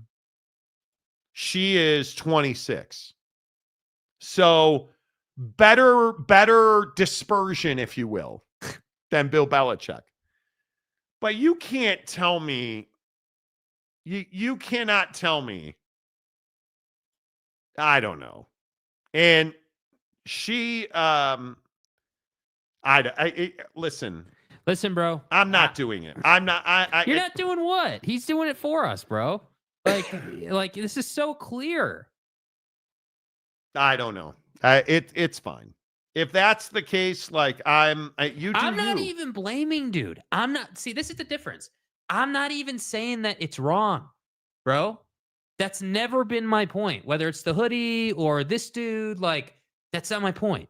My point is that it becomes wrong when she went from, hey, we have an arrangement to, oh, now we're in love and, businesses and PR firms. Like, that's where you start to lose me, dude.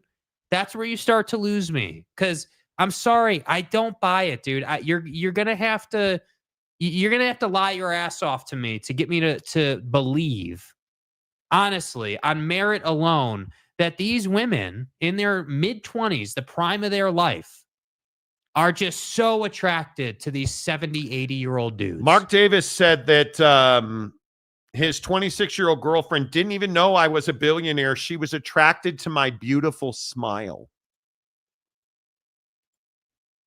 I mean, yeah. Okay, dude. That must be because what else could she have possibly been attracted Who the to? hell knows? And I try not to be jaded. But is it really that jaded? She also had a baby with Joey Gallo, the baseball player. Like, you're not in this life. Come on. Can you put up Mr. Nips and Leatherface's picture side by side? Leatherfaces. Wow. That's like Monty dating Jake. The gap is a problem at some point, dude. Seriously. Pimp's gonna pimp, Jaron Eccles. Yes, I got your message, by the way.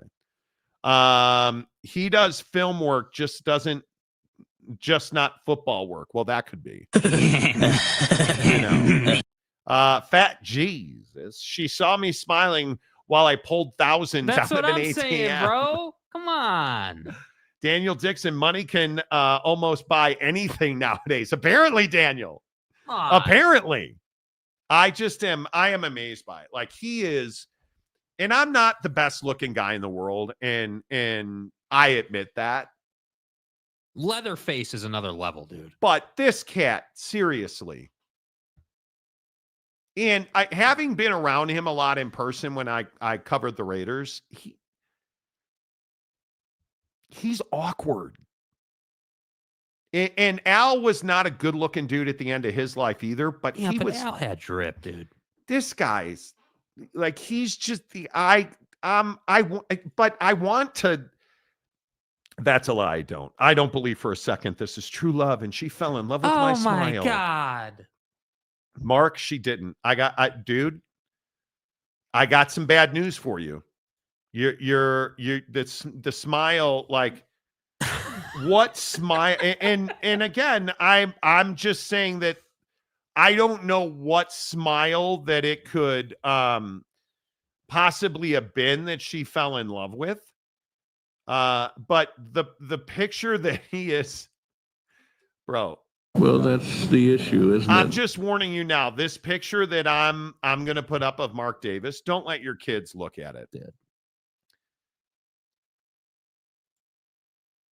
Oh, bro.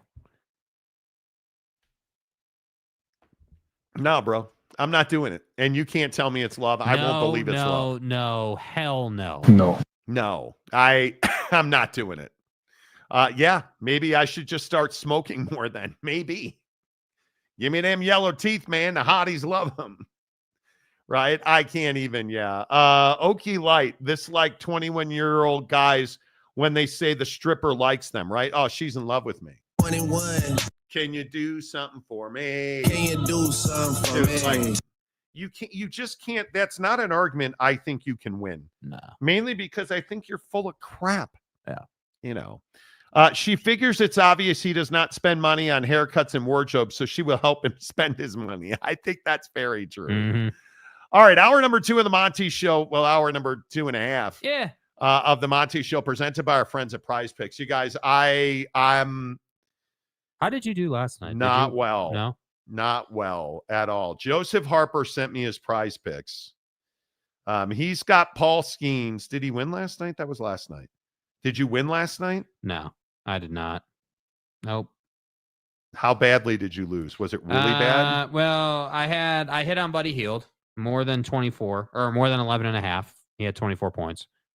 That was a demon. Rudy, unfortunately, only turned it over one time.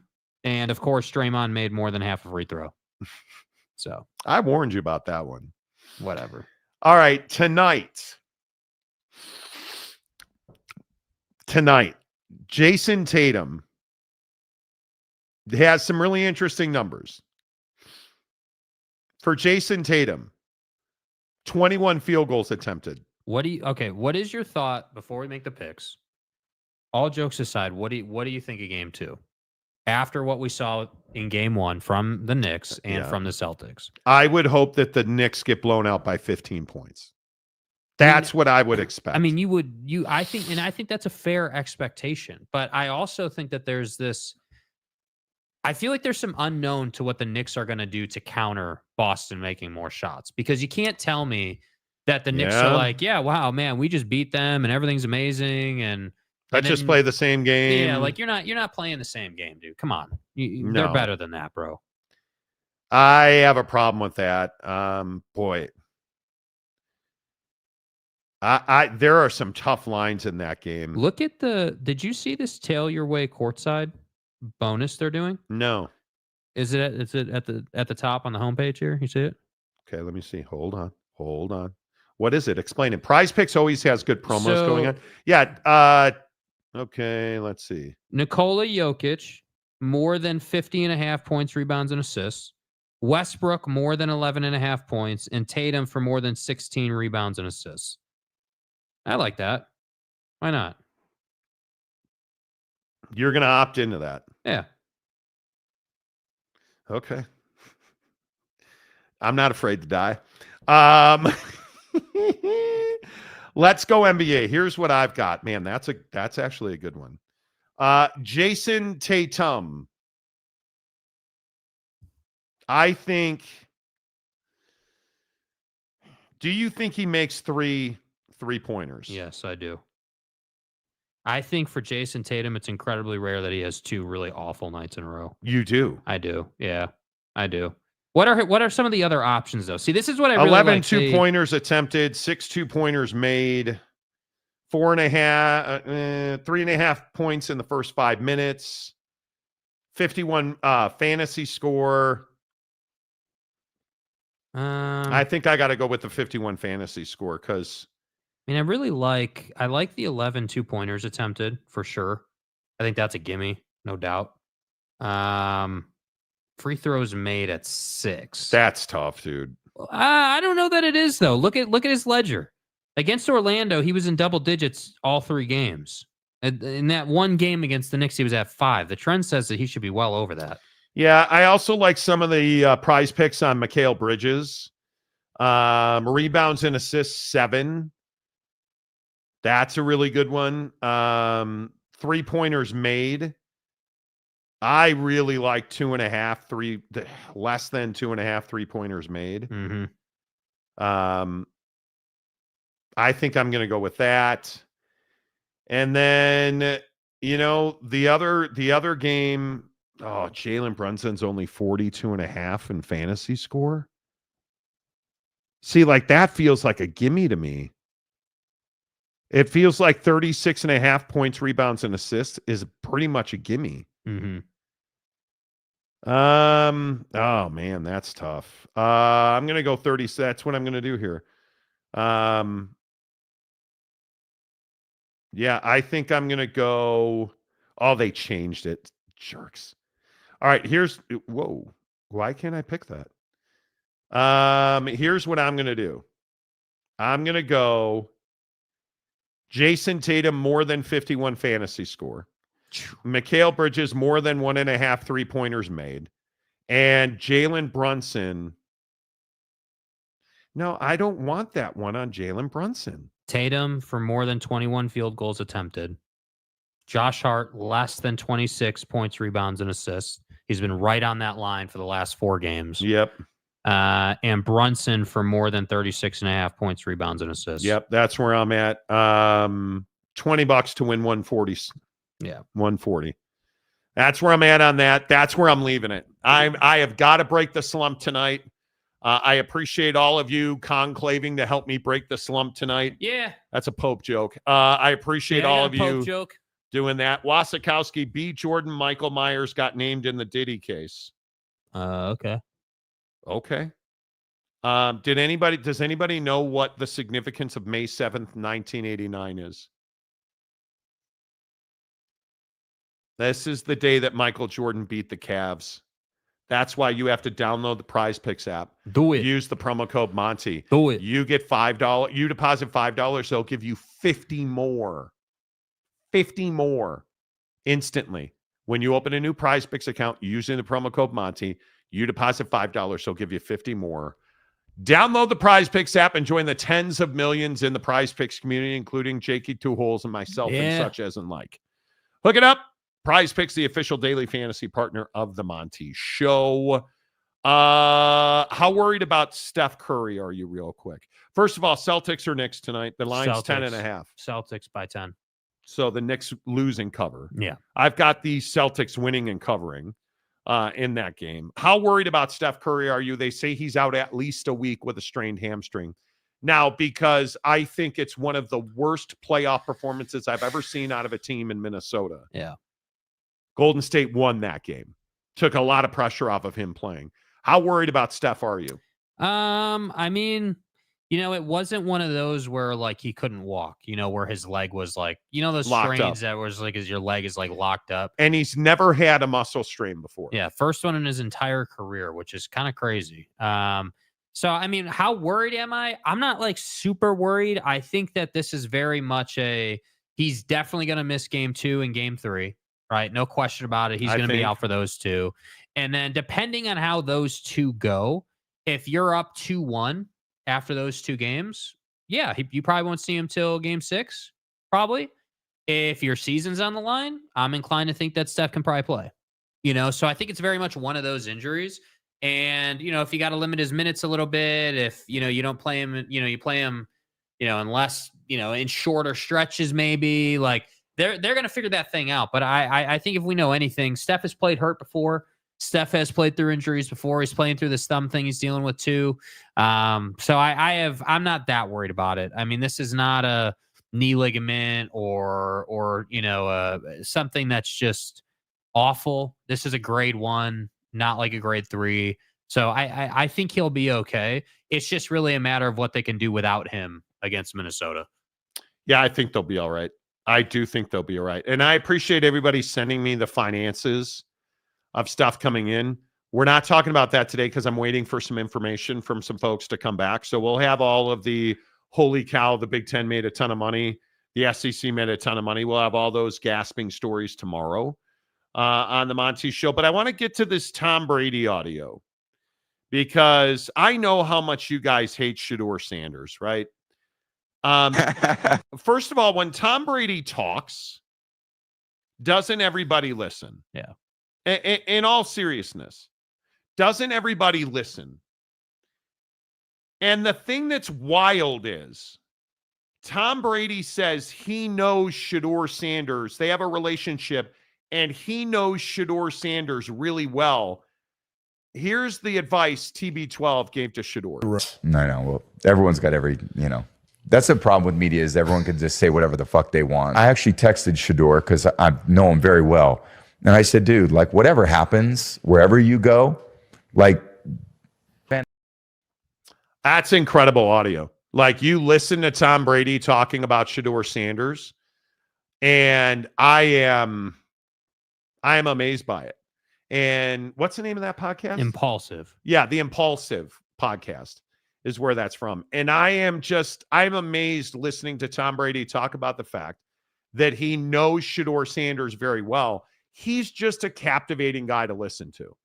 And when Tom Brady tells you, put your head down, work hard, you're going to be fine.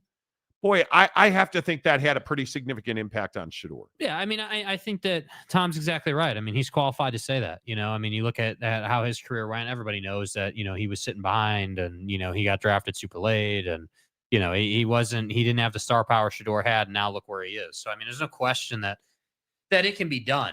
And there's no question Shadore had more talent at this age than Tom did, in my opinion. The difference is that Tom beat you with his mind, not his body. And I think that that's where, But I also think that when you're Shadore Sanders and you're dealing with all this adversity and you're struggling and you're trying to figure out, how am I going to go forward? My dream is crushed.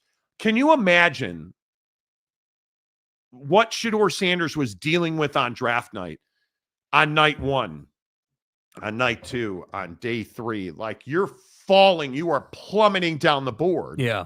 You're supposed to be the 3rd overall pick.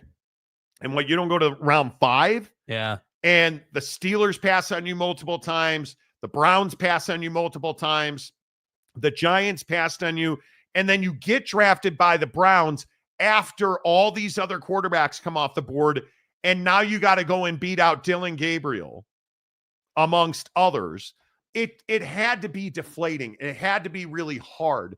So when you're in that position and you're facing adversity and you are probably emotional and you're frustrated, part of you is angry and disappointed. And then Tom Brady is texting you and he's telling you, hey, kid, keep going. Keep your head up. Everything's going to be fine. You're going to do great. Like that really had to be a moment. I'm sure it was, and I think that, I do think that there were some pros and cons to Deion being involved in this process for Shadore. But I think one of the things we know about Deion is he's always got a positive mindset, and their whole family is about just kind of moving forward. We're always, no matter what happens, we're always going to move forward. And I think that's why, having a relationship with Tom Brady is not surprising because Tom's kind of in that same mindset. And I think people who are successful are very much in that mindset. You can't, I agree. You can't be, mentally, you can't be in a place where you're holding on to what's happened for too long. Like it's okay. This is what I say about golf, right? Like it's okay to be pissed off about the hole you just played, but you have to let that go so you can play the next hole better. And that's what this is for Shadore. You had this bad experience in the draft. There's a lot of speculation as to why you fell. And now it's your job just to go out there and outwork everyone and prove your point and make it known who you are. And, I think there's a really good chance that he does that. I think there's I've told you guys repeatedly, you better hope that this kid sucks. You better hope that he's just awful and can't make it and washes out and it's terrible, because the odds are, in my opinion, that he doesn't suck. He is really good. He is willing to work. And this 5th round draft garbage is only going to light the fire under his behind, because, dude, guys like him are very prideful, and they want it to be known that they're very good at what they do. And I'm telling you, Joe Flacco's not making it the whole season. So one of those dudes is going to get reps. And I would be putting my money on Shadore to win that battle. Yeah, I think it's interesting to see how that plays out. I really do think it's interesting to see how that plays out. But I just thought it was a really interesting to hear Tom Brady talking about Shadore Sanders. I do. Johnny Gonzalez, Diddy trial heating up like NBA Jam. I think it's funny that, so if you guys aren't paying attention to the Sean Combs, Puffy, P. Diddy trials, there were obviously heinous accusations of sexual assault, all kinds of stuff. Diddy used to have these huge blowout parties. Yeah. Everybody. So they released, he had to provide a list of guests. Everybody's on that list. Everybody's on that list. The names that are on the list of the Diddy trial. Well, and I think the interesting thing, the names are one portion of this trial, but one of the things that came out recently was they tried to get Diddy to take a plea deal. Yes. Hey, we're going to lighten the sentence if you plead guilty. Let's end this for everybody. He said no. He said, I'm not guilty. I've committed no crime. We're going to trial. And what I think is fascinating about that is, one, you got to be number one, just to do this kind of thing. And just in my opinion, just my opinion, I think you got to be a little different, bro, to be putting this kind of thing together, these parties and I know it's Hollywood and it's celebrities but you understand like the accusations here are wild and just way out there.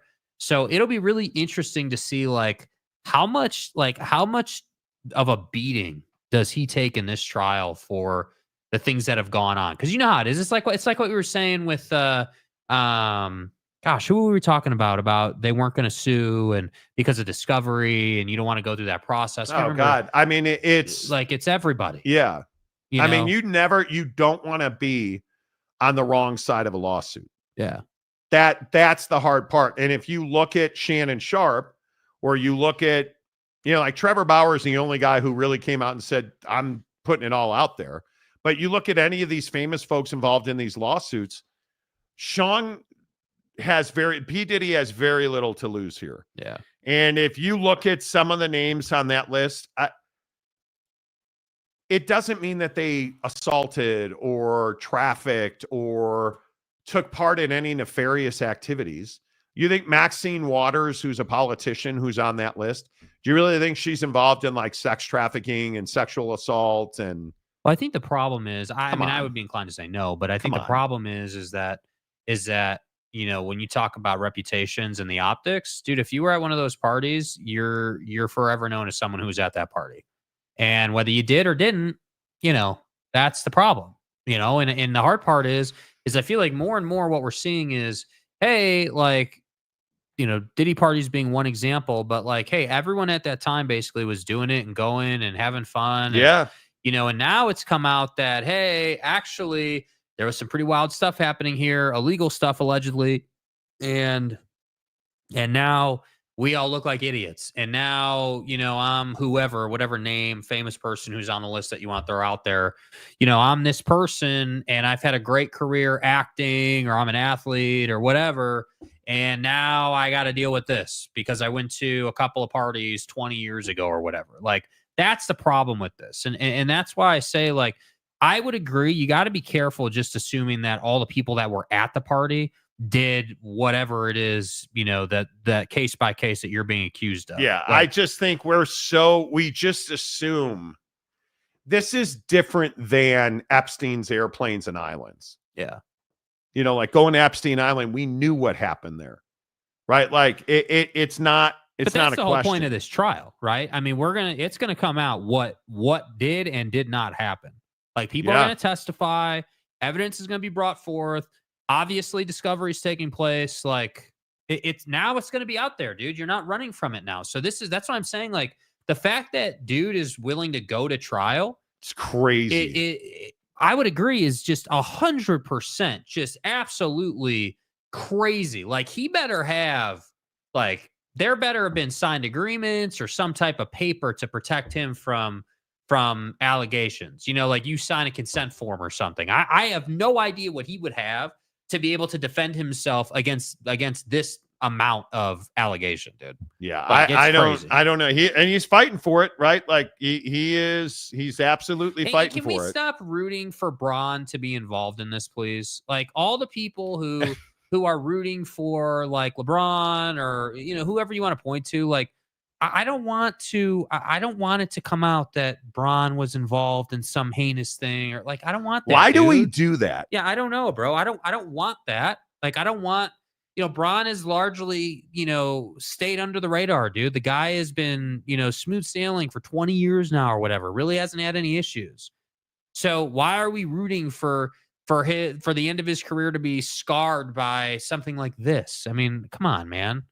Like, yeah, I don't know. I don't know how you, if you're a normal human being, I don't know how you wished. Again, it's the Epstein stuff. Like, how did you wish for people to be on Epstein Island? Like, what are you talking about? Yeah. How are you wishing for somebody, LeBron or anybody else, to be on the Diddy list? Right? Like, how are you wishing for that? Why would you want somebody to be on that list? That's what I'm trying to figure out, because it just doesn't make a lot of sense, because that's going to lose. You're going to, that, like, the damage you're doing to people is crazy. Mike Smith, Diddy having these eyes wide shut type parties, dude. The allegations are and that's wild. what I'm saying. Imagine you're in that position, right? Like, all these people are making allegations. You're being sued. I mean, do you understand the choice that dude has made here? Hey, plead guilty and do however many years, a lot of years, right? Take the discipline and punishment, or say you're innocent, go through trial and risk probably being put away for life. Maybe a little less than that, but like the rest of your life. Yeah, I don't know about all that. I mean, that's crazy, bro. Yeah, I'm not wishing that on anybody. I'm not hoping, like one of the, I think one of the Epstein accusers died this week. They said it was suicide. Like, I mean, you realize nothing good happens out of that. Yeah. Right. Nothing good happens out of that. All right. A couple of things I want to get to. What do you guys make of this Dallas Cowboys trade? Good trade, bad trade? Like, the Dallas Cowboys wind up essentially getting George Pickens, who it appears, and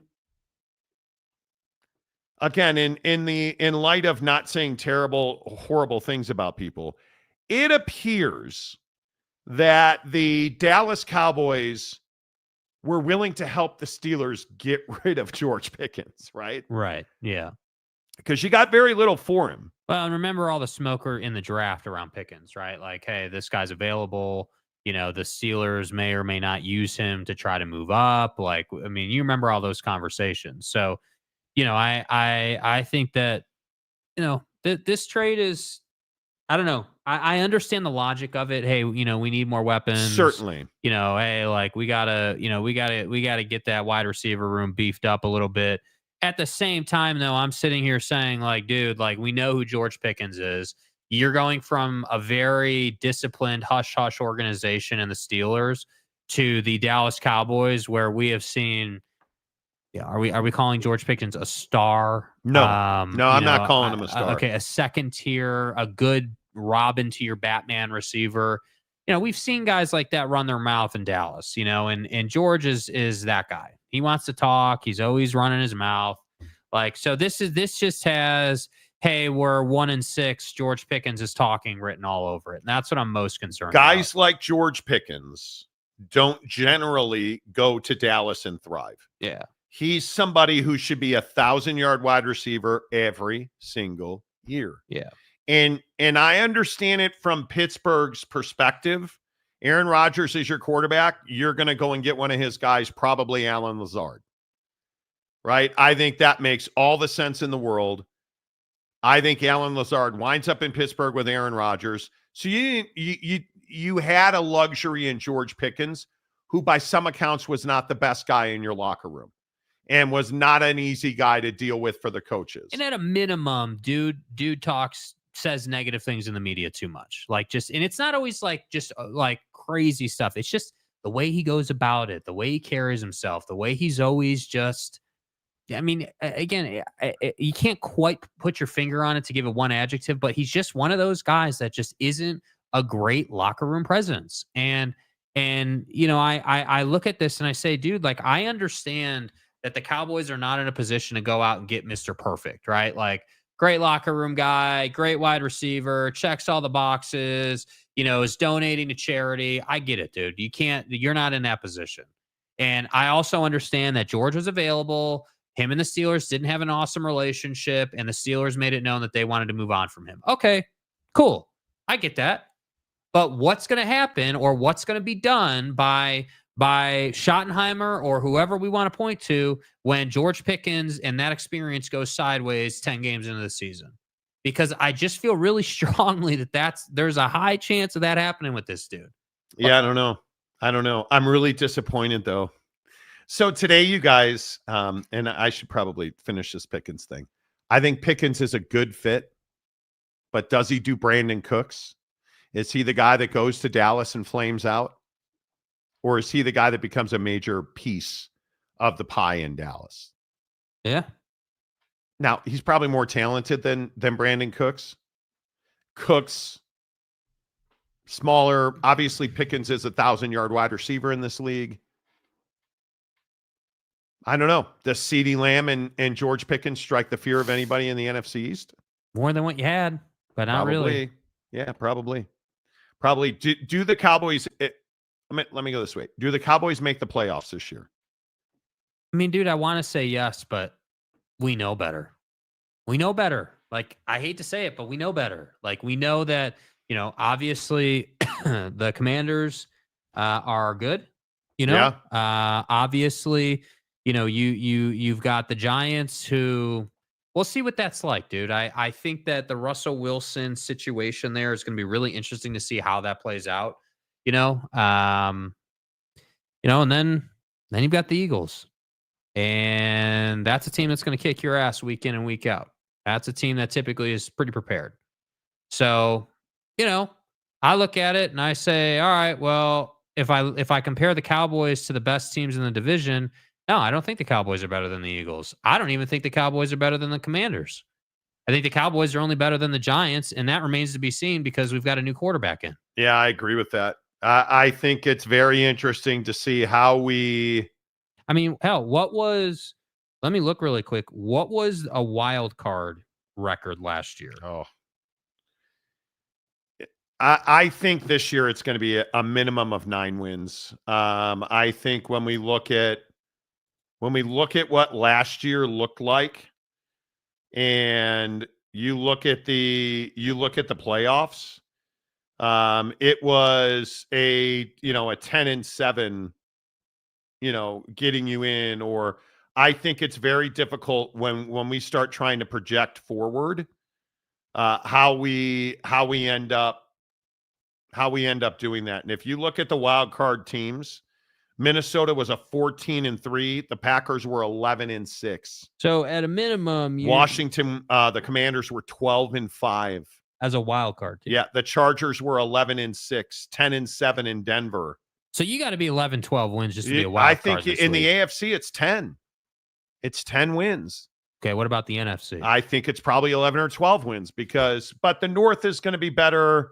I would think the Giants are going to be better than a 3-win team, okay, so it's probably 10-11. So let's put it at 10 just to be generous. Okay, can they be 10-6? I think. I feel like they can. But again, look at all the question marks around this team, bro. Like, Schottenheimer's a question for me. That's an unproven head coach. No question about it.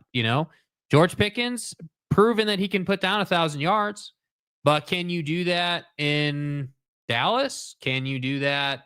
Are you 1,500 yards with Dak throwing it to you? That's the questions I have, and I don't think he's 1,500 yards with your mom throwing it to him.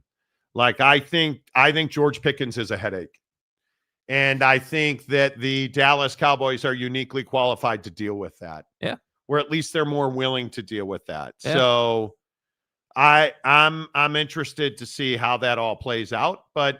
Yeah. Let's see what happens and where things end up.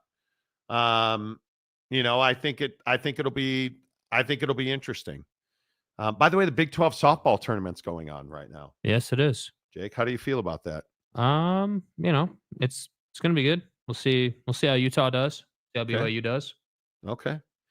Very interesting to see. Utah's pitching Haley Mastretti today. She's been good for them. Yeah, sometimes. Depends on the day. What? Depends on the day. Depends on the day. It does. All right, let's get your thoughts in here. Kim Coulter, feel bad for the kid after getting cheap shotted out of bounds by Baylor. Well, yeah, I would agree with that on Cam Rising.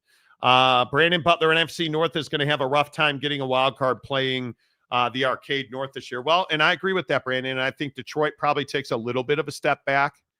Minnesota, I think, takes a significant step back. And I think the Bears probably are a 7-win team. We'll see how that offensive line holds up. If the offensive line is rock solid, the Bears could win 9 games.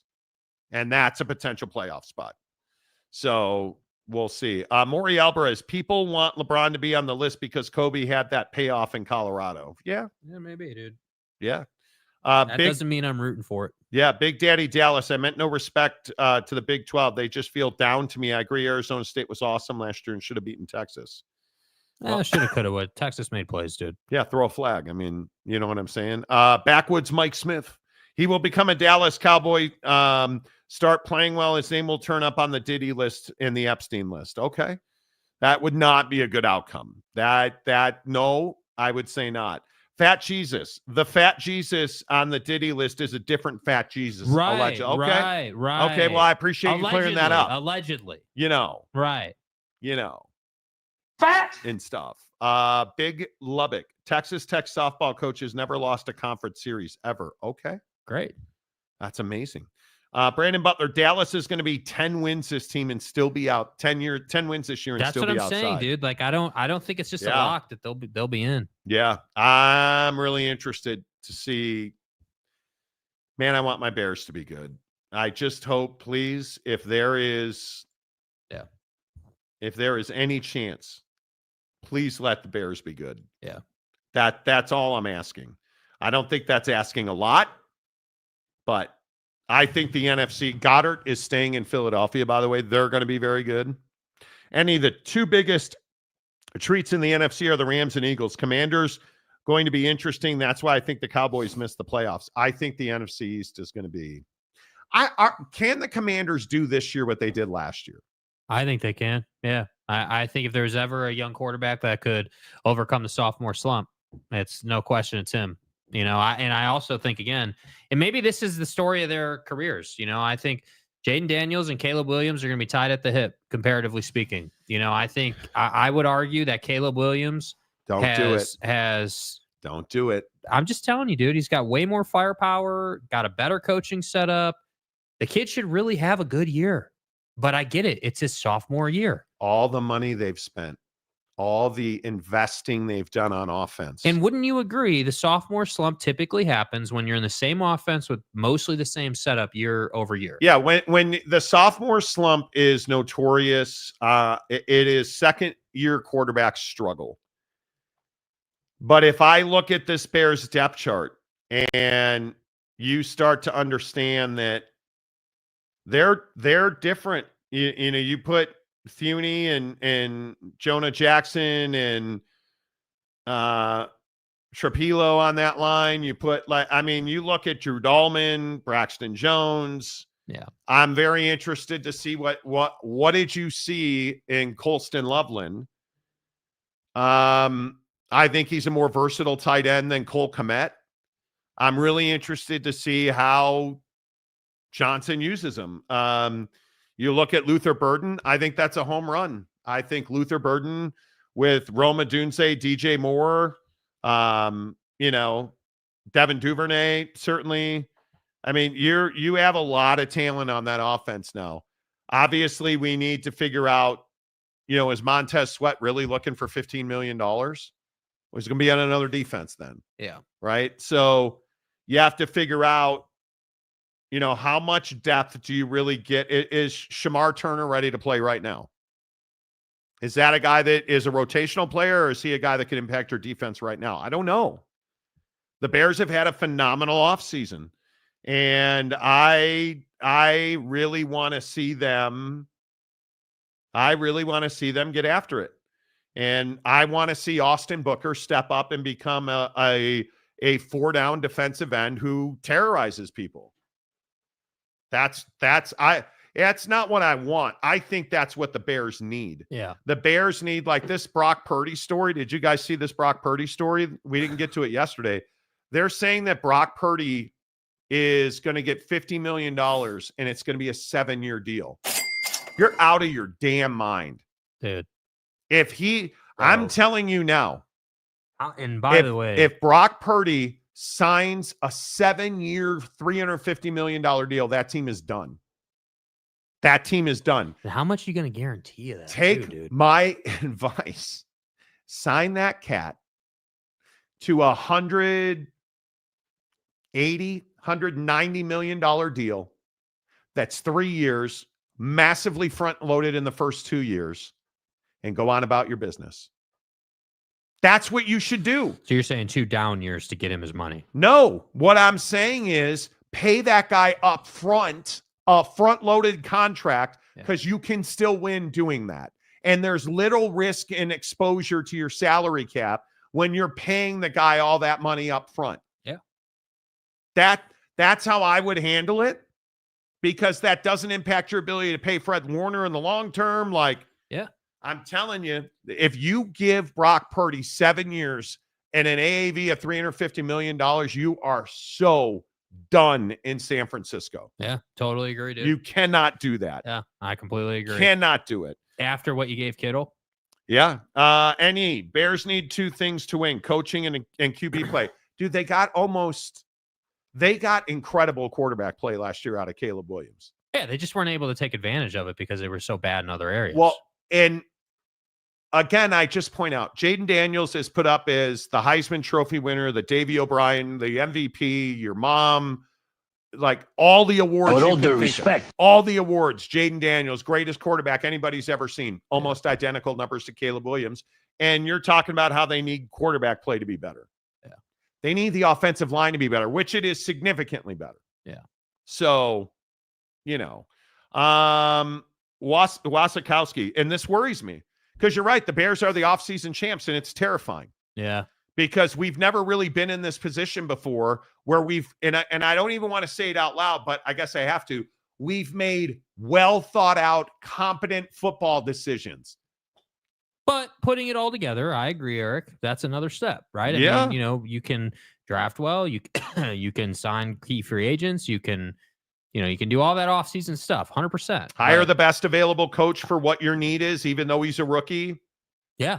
I mean, I don't disagree, man. But putting it together on the field, that's another situation. And, I also think what's funny, speaking of the North, is, Kevin O'Connell coming out saying that, J.J. McCarthy's owning the process and he's going to be amazing. Like, I don't know. We need to see what that team's going to be about, too. Because if the Bears are, let's call it 10-win quality, and the Vikings are 8-win quality, what are the Lions going to be? I would assume 10-win quality, and then you have the Packers. I mean, that's a tough division, man.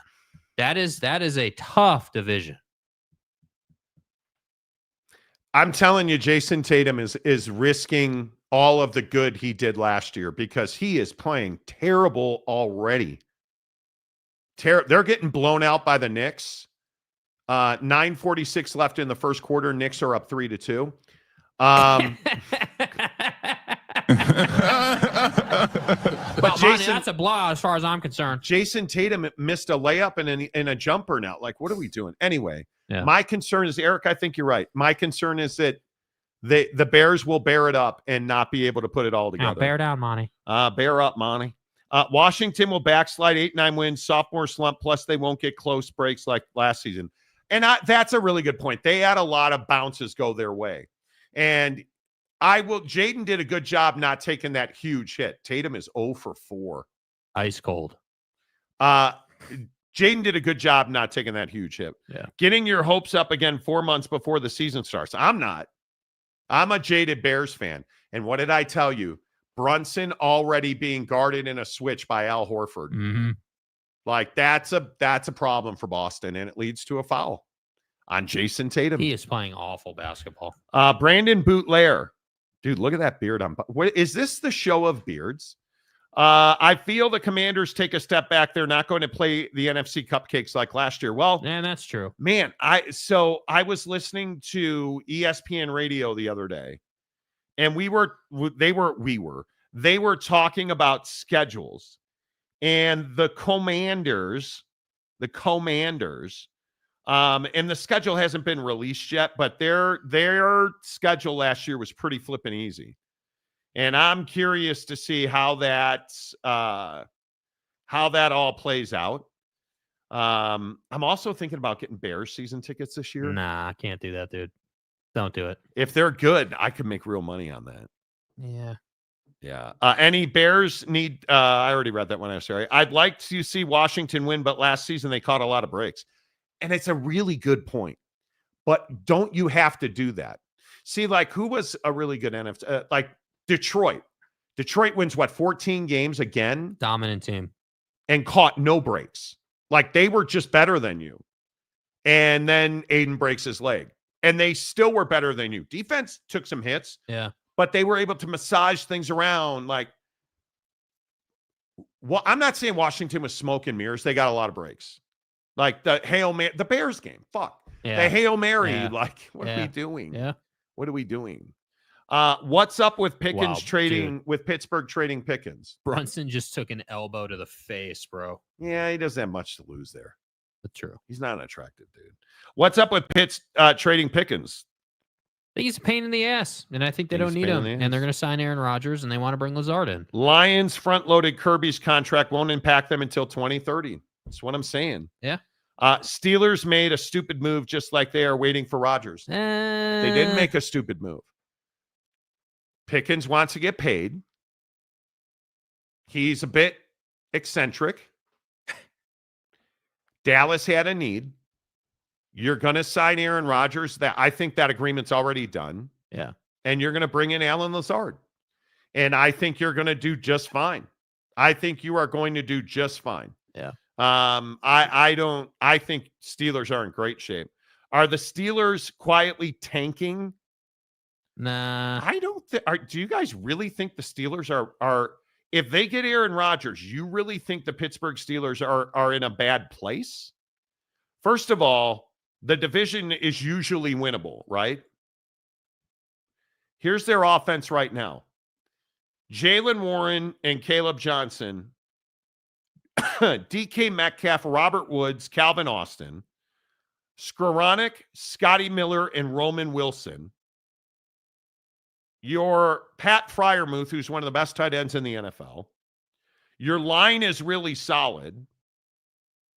You got to figure out your quarterback situation because ideally you'd like it to be Aaron Rodgers, number one, Mason Rudolph, two, and Will Howard on the practice squad, right? Your defense is stacked, like stupid stacked. Their defense, I still think they arguably are the third best defense in the AFC. I mean, you look at Watt, Patrick Queen, Peyton Wilson, Alex Highsmith, Darius. Look at their secondary. Slay, Elliott, Fitzpatrick, Joey Porter Jr. But, I mean, you have talent back there, man. That defense is going to be legitimately good, in my opinion. And I think if I'll say again, Aaron Rodgers is on that roster. If he's their starting quarterback, and he stays healthy, that team's going to contend for an AFC championship. Yeah. Yeah. You know, contract is my concern with Pickens. He needs an extension, and Jared loves effing up extensions. Truer words have never been spoken. You know, I would agree with that. Yeah. I would agree with that wholeheartedly. Amazon's at my front door. Yeah. Okay, there you go. I think it's going to be really interesting to watch and see how all that plays out. Big Daddy Magic, hey, playa, I hope the Bears make the playoffs for real. I do too. Jay McClanahan, as a Steeler fan, they're 100% tanking with bonehead moves to get the first draft pick in 2026. I totally disagree. Wow, look at that. Calford back in with 20 Monty Show memberships. Sorry, didn't mean to wake you up over there. Yeah, well, so in the Knicks game here, they're doing something weird with the scoreboard. It was 3-2. Then it was 4-3 Celtics. Then it was 5-0 Celtics. Now it's 9-4 Celtics. We'll see. I don't know if they're just having issues or Jaylen Brown and one. It's 11-4. So I think the Celtics probably win this game by 15. Yeah. I Gotta think prove a point. I think that's exactly what it prove is. a point. Yeah. Calford, thank you so much, my guy. Peace Seeker, Jesse Dalvin. Jesse Dalvin gets a membership. Minnie Hunt, Tim Leineke, Mike Anderson, Brian, Kobe, 24-8. Kobe the GOAT. Chris Cortez, Quinn Nauman, Jason, JK Productions, Kelly. Okay. John Evans from Dallas County, Texas, boy. Charlie Sinclair, Mile High Phil, Mr. Ed Wayner. Look at you, freeloaders. Welcome to the show. Yeah. We appreciate that very much. Who would be a shocking pick to win the Super Bowl next year? Gosh. Is Josh Allen that dude? Yeah, because he is. Yeah. I think the Bills had a decent draft, but they went all defense. And if we look at their wide receivers, Khalil Shakir, Keon Coleman, Joshua Palmer, good role player, Joshua Palmer. Is that a number one wide receiver? Right? James Cook's a stud. Their defense is solid as always. Mm-hmm. But you didn't think you needed to get him more weapons? Apparently not. So I'm a little concerned about that. I don't know that I feel great about that. I think the Patriots may have had the best draft in that division. Right? Will Campbell, Travion Henderson, Kyle Williams, the wide receiver from Washington State. Braden Swinson from LSU as a 5th-round pick, which I think is spectacular. Joshua Farmer, the tackle from Florida State. Like, they had a really good draft. I'm not saying New England's going to win a Super Bowl. Yeah. They're going to be a lot better, though. But if I had to look, I love Shamar Stewart.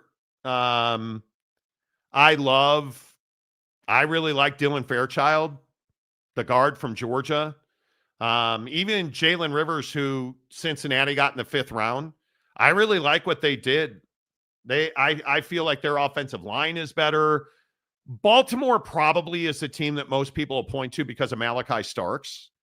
I mean, obviously that's strokeable stuff right there when you get Malachi Starks. But Emory Jones from LSU, yeah, that helps a lot. Carson Vincent from the tackle that they got from A&M, huge. I think LaJohntay Wester is going to be an NFL starter. Yeah, no doubt about it. I think he's going to be a starter. Dude. No doubt about it. Like, stud. I think Baltimore is probably who I would pick this year in the AFC, just because of that draft. But I mean, did the Houston Texans help themselves? I don't know. I mean, obviously you got faster in the first 3 rounds. You didn't have a 1st-round pick, but you're Jaden Higgins and Jalen Noel out of Iowa State. You got faster. There's no doubt about that. I actually don't hate Jalen Smith out of USC either, right? But they went defense late as well. Did Houston get better? I don't know. But who in that division really is like, oh, man, well, Houston better watch out for... Who? I don't know either. Yeah. I don't know either. Yeah. So, and again, it breaks my heart to say it out loud, but scumbag Jim Harbaugh, Omarion Hampton's going to be a stud. He's going to be a stud. And you look at Hampton, running back. Trey Harris from Ole Miss, stud, wide receiver. You look at Keandre Lambert-Smith from Auburn. That kid's going to be... I think he's going to be a really good he's probably 2nd or 3rd in a wide receiver group. He's going to be really good. Even Branson Taylor from Pitt. Yeah. That kid's an NFL offensive lineman. I don't have any doubt about that. The Boston Celtics are thumping the Knicks 16-4, 5:20 to go in the 1st quarter. Yeah, it's been one of those first quarters for the Celtics for sure. Yeah. Making shots. Yeah, but who's making shots? Man, and I'm telling you, the officials are not giving the Knicks a single frigging call. Like it is. No, because you know what this is, right? This is going to be a 7-game series. I would agree with that. I would agree with that. But I don't know who I look at and say, man, look out for them. Yeah. You know, what did Sergeant Green say? The Browns. Stop it. Stop it. The Buffalo Bills will get Puka from the Rams, maybe. But why would the Rams sign Matthew Stafford back and then trade Puka Nacua? Doesn't make a lot of sense. That Prize Picks boost looking nice. Tatum already at 7. I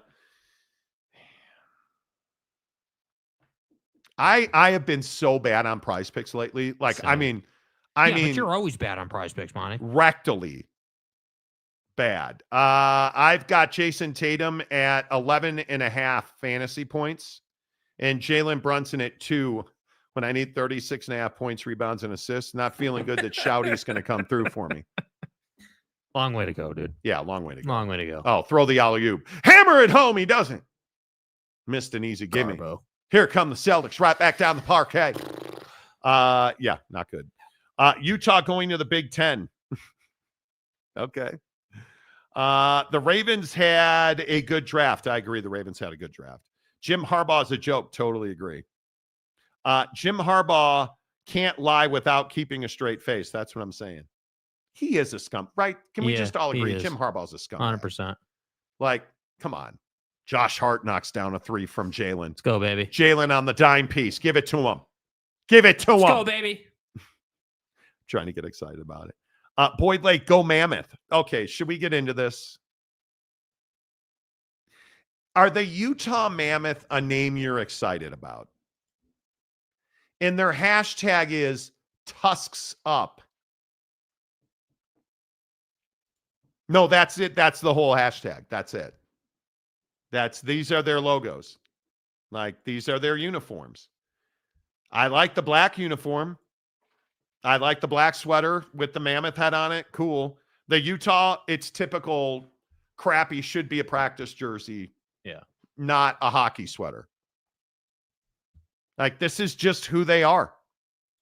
And I hate it. I'll be honest with you. I like the black, but I don't like the state of Utah thing. Right. The one uniform here I like, the Mammoth head. Yeah. That's what almost will unanimously sell out with the sheep going to Mammoth games. It's very Buffalo Sabres. Right? Because the Utah Hockey Club was going to the playoffs and we're doing everything we can do. And then you're going to celebrate the 4th pick in the NHL draft. Yeah. That's what you're telling me. Yeah. Like, it's outrageous to me that this team is not the Utah Yeti, which it should have been. Oh, they were going to be, and then you didn't check a trademark. What happened to the purple Jazz uniform? Like, I have trouble getting excited about this because Ryan Smith is the guy behind it. Yeah, and it's frustrating, and I feel like, it's more of the same, dude. Don't win. Oh, man, this is the new thing. Cool. We're trying to win, but it's hard. And like, okay, cool, bro. Like, I don't know, man. I'm at a point where I'm just like, maybe I can't relate to a Utah sports fan that way. If you grew up here and you were born here and everything, all right, cool. But I'm just not buying. I'm not buying the BS, dude. I'm not buying the oh man, they're gonna turn it around and they're gonna win Stanley Cups and it's gonna be incredible. If I had money, I would say no, they're not gonna win Stanley Cups, and you're gonna be lucky to see a first round series. Yeah. What? Sorry. What? I gave a guy I work with a stock tip. He got in on it on a low, and I told him, hey, I talk to people. I some of my Yelp folks I talk to about stock tips. There's a group of us that talk stocks. And a bunch of people gave me a ration of crap about it. And they're all like, wow, good call, man. Good call, bro. Thanks. Solid, bro. ACC West Coast Commissioner Gumby. No. Yeah, man. Not excited at all. Eric Wasakowski Pope. Mammoths are coming back to life before GTA 6. That's right. That's right, dude. Attaboy. Big Daddy Magic. A horrible name. I wanted them to be the Utah Victors. Well, I thought the Victors had a chance. Yeah. Dude. Victor's the way. I mean, I know that we all voted on it and all our votes were counted and everything. And I'm asking you nicely, Big Daddy Magic, please don't send me porn. He sent me okay, first of all, you guys know that Big Daddy Magic sends me videos on Insta Snapface. He sent me a video today of somebody getting tased at his apartment building. Bro, how? Don't know. How? Then he said to me in DM, he said to me, where is his DM? Now I got a ton of DMs today. Hey, player, your boy got a date. When you get checked out, these two hotties, I'll send you a video, but please don't play it on the show. Don't send me porn. The cock. No, God, why would you play that there? That is disgusting. Don't, Big Daddy Magic, I don't want to block you. Do not send me porn. Smiles and glory holes. Keeg sent me another message. Do I read it? Yeah. What's he got to say? Are we doubling down or are we backtracking? Okay. I spent some time. I went back and I watched your videos. And in fact, you do say nice things about, no, that's not true. You do say nice things about Whit, but it's just so people will click on your videos. Okay. Okay. Keegs. Okay. That's fine. I like the logo Mammoth with the mountain included. With the mountain included. Yeah, see on the neck of the mammoth how that's kind of like the outline from the neck I to see. the top. Okay. It's the mountains. Yeah. Okay. That's cool. Yeah. I like the mammoth head. Yeah. That's what I'll say because I have a mammoth head. So mammoth head is really it's quite good. No Yeti. Calford says no. Right? How disappointing is that? You had natural synergy with the Yeti cooler company. Unfortunately, they had the trademark and you weren't going to get that. Yeah. So Ryan can make it up if he brings the WWE pay-per-view to Utah. Better send those refunds. Roche, I'm GD it. I'm going to support this team. I can't not. I was born in SLC. Okay. Well, I hope they win because Salt Lake sports fans are phenomenal. Utah sports fans are. Yeah. I'm a Blackhawk fan, so I really don't have a dog in the fight. But Ryan Smith should show up at every meeting or every game or everything wearing a mask and a gun after what he's done to the taxpayers of Salt Lake City. Like it's wild to me. It's wild to me. I like the Utah Monties. So do I, Gumby. Yeah, dude. The Utah Monties would be, at least it's not highlight or yellow. Truth about that. Cam Harrison, hello. Sergeant Green, hey, Monty, open this link live on air. Don't watch it first. What could possibly go wrong? Gumby, confirmed I clicked on the showgram because Monty said nice things about Wit. Program. It's just... I always like the guy who gets bag slapped when he says stupid stuff on the show. And then they try to backstep. And you're clickbaiting. Yes, we are. We're on YouTube. We need people to click on it. Yeah, we are. That's exactly right. Like, I don't think it's rocket science. And I'm just amazed that people don't understand how the YouTube game is played. Yeah. Holy cow, the Knicks have broken double figures. 22-11 with 1 minute to go in the first quarter. Boston over the Knicks. The worst crime they did was take hockey out of Arizona, screwed two cities and franchises in one swing. Yeah, Well, then Arizona should have supported the NHL a little better. Because I think they had a lot of opportunities to do that, and I think they didn't do it. And I'm not the guy that's going to be like, hey, because I don't feel bad for him. No, not at all. I just don't. And like we've talked about a wide dichotomy of stories today from Cam Rising's retirement. Feel terrible for him. Dallas Cowboy fans, Jerry's not dead. Nah, I feel terrible for you. Like there's things I can get down with feeling terrible for people about. Self-driving big rigs and lot lizards. I feel bad for the lot lizards, man. They're out of business. Stay hard. I don't feel bad for Ryan Smith. He continues to fail upward as an owner, and I don't think he's done a good job. Yeah. So I mean, I just think it's difficult to disagree with that. I don't feel bad for the state of Arizona. You guys had a hockey team and you choose to forsake it. Yep. You make terrible deals with the Diamondbacks for their stadium. You make a terrible deal with the Suns and their former owner. And now Ishbia comes in, spends tons of money, and you're worse than you've ever been. Yes. I feel bad for Suns fans. I'm a Bears fan. I watch the Cubs blow games because they won't spend money on a bullpen. Gave up, what did we give up? 9 runs in the 11th last night? Yeah. Like, come on. It's rough. Who you crapping? You're not trying to win. Dude. You're not trying to win the World Series. Come on. Fat Jesus. We lost a bad owner. The guy is suing Arizona State for his deposit back. Okay. I mean, the fact that you were playing NHL games in Arizona State's, and the Arizona State's hockey arena is for a college program, it's unbelievable. But let's not get crazy. Away. Yeah. Right. Let's not get carried away. It is what it is, and I'm fine with it. All right.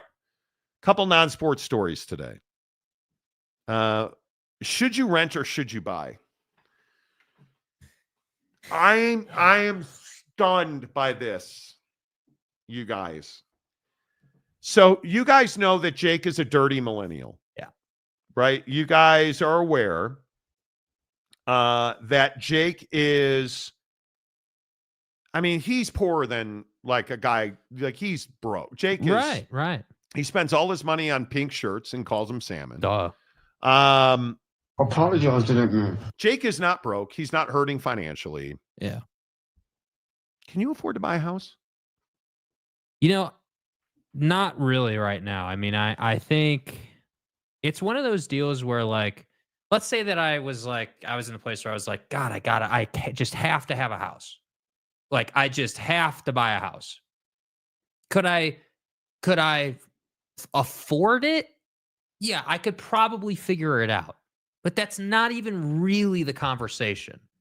The conversation is, on premise alone, you shouldn't buy a house right now because of the way the deal would set up, right? Like, so I'm a huge believer, just before we dive into this, right? Like, when you're doing, like, real estate deals, car deals, whatever the deal is, whatever. Here's the deal, whatever the deal is, like, you need to go into it understanding what you're trying to do, right? Financially. Like, you need to be able to say to yourself, like, if I was trying to buy a house, you got to know that there are certain limitations around, like, interest rates and, like, what you can actually get done. And right? being able to afford groceries. Just those basic things. stuff. I mean, eating Nothing ramen important. 3 square meals a day. I mean, it's all really Well, sensible, you're doing that but already with Five Guys. I right? know, but I mean, Five Guys is a little different than ramen, but who's really counting? Let's pucker some buttholes. Yeah.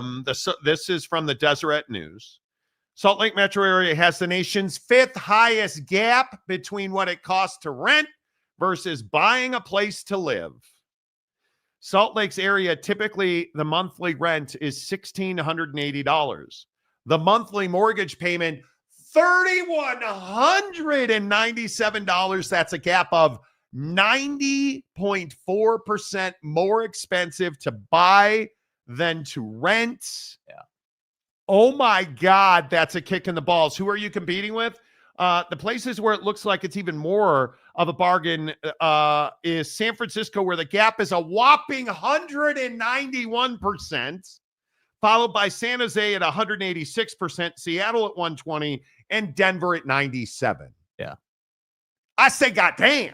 So, again, let's revisit this. Let me get this right. So, I enjoy living in Salt Lake. It's a pretty place, but it is expensive. There's no question about it. It's expensive to live in Salt Lake City. And the unfortunate part is that again, I've been dying on this hill for 2 years now. And I think you long times, this.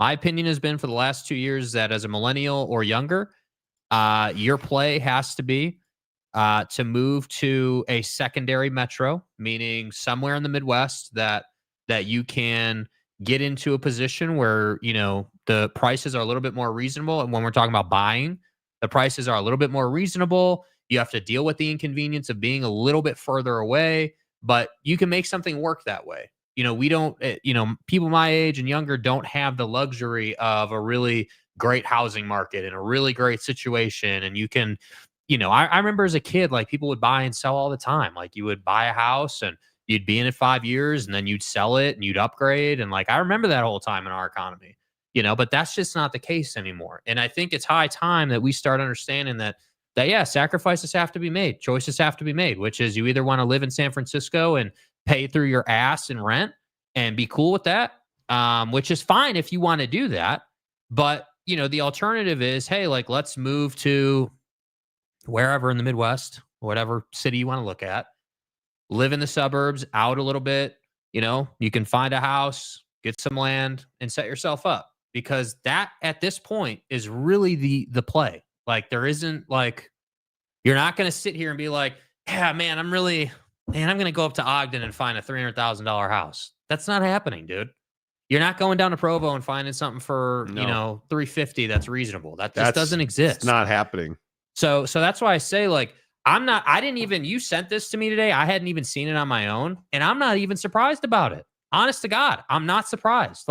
I really feel like all the people, like, I feel like we've had this exodus. A lot of people have left California and other parts of the West Coast. But I'm telling you, that's not it. Well, then what is it? Bankrate.com. On average, renting home is cheaper than paying a mortgage in all 50 of the largest U.S. metros in 2025, with the cost difference between the two growing in 38 metropolitan areas last year.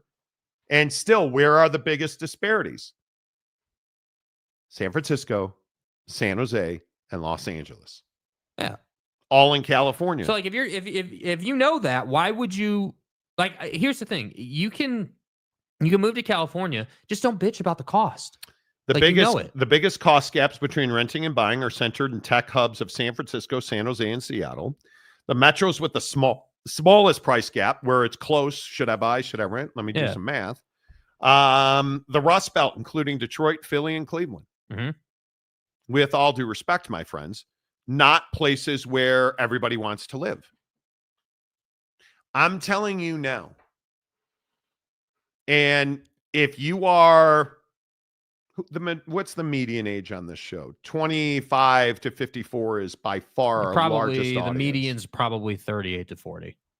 Okay, that's so probably the median. If you're somebody if your age begins with a 2 or a 3, I'm talking to you. Yeah. If you're in your 40s and you haven't bought a house yet, you're on the clock. You're on the clock, right? Now, admittedly, I didn't buy my first house until 2014 when I was able to move out of California. Yeah. So, which even then was stupid expensive. But now it's so incredibly uphill to buy a house. If you're in your 40s, you're going to struggle. If you're in your 20s or 30s, you got to have 2 jobs. Yep. I don't care if you want to. I don't care if it just isn't in your DNA, because it better be. And I will continue to sit like these folks that I was talking about with the stock market. I will tell you that it was in the tech sector, and I'm not going to give out stock tips on this show. It was in the tech sector, and this dude sent me a screenshot. He's gained 80% since I gave him that tip. And what's his side hustle? Day trading. He day trades something, right? I'm somebody that believes if you're in your 20s or 30s and you're just working a 9 to 5, you're wasting the other 16 hours of your day. It's as simple as that. There are so many opportunities to have passive income.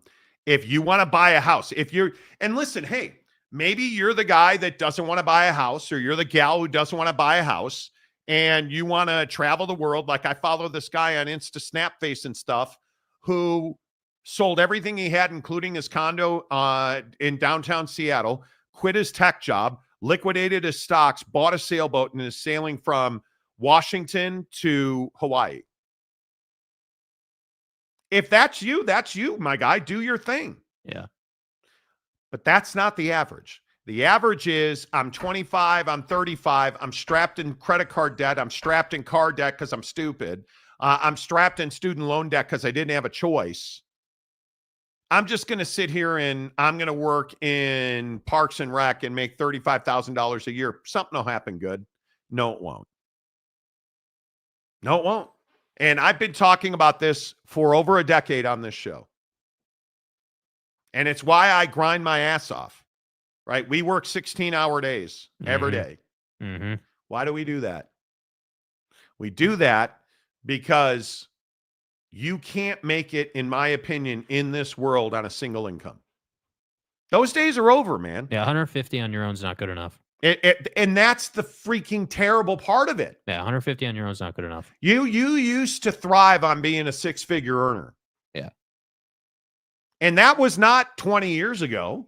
No, that was probably 5 years ago, I would say, in my experience. And now it's not good enough anymore. Yeah. Once we came out of the pandemic, everybody gets their self in a twist over consumer prices. Do you guys understand that consumer prices never readjusted from the pandemic in most cases? Yeah. Do you understand that we are in a place in this world where food costs have remained high? And you look at things like oil, look at how much oil is plummeting towards $50. I don't know what the cost of a barrel was today. But you can't tell me that you think that prices are going to come down. Because I'm telling you, that's not going to happen. If you think that we are going to see some way that housing market's going to explode and they're going to be $200,000 again. Not going to happen. Yeah, it's not going to happen. Well, housing market's going to implode. We're going to have mortgage rates in the threes again. That's not going to happen. See, and that's the thing. People are looking at this the wrong way. And I have certainly migrated into this mindset over the last couple of years. You know, you can't, it used to be taboo, I feel like, to say, yeah, you know, it's not really about how much money, you know, it's not really about how much money something costs anymore. You can't really look at it that way. It's got to be about how much money that you're making.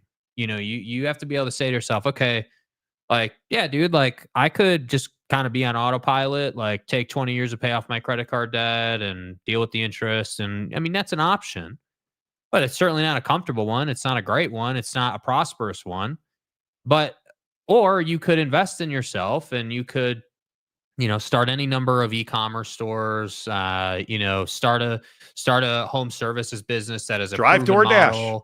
Drive DoorDash. Drive Uber. Like, I mean, there are a number of ways to do this, right? But the point is that, dude, you got to be 10 grand a month is the bar, right? If you're over 10 grand a month, you have options. If you're taking home net, 10 G's a month, you're fine. You're fine. And I also, and guys, I know that this is not going to be a particularly comfortable statement. You need to find the right partner in life, because single income, 2 kids, picket fence, half a dog, those days are over. You can't afford the picket fence or half the dog. Yeah. See, I think that's the thing is I used to feel like that wasn't possible. It is possible. It's just harder now.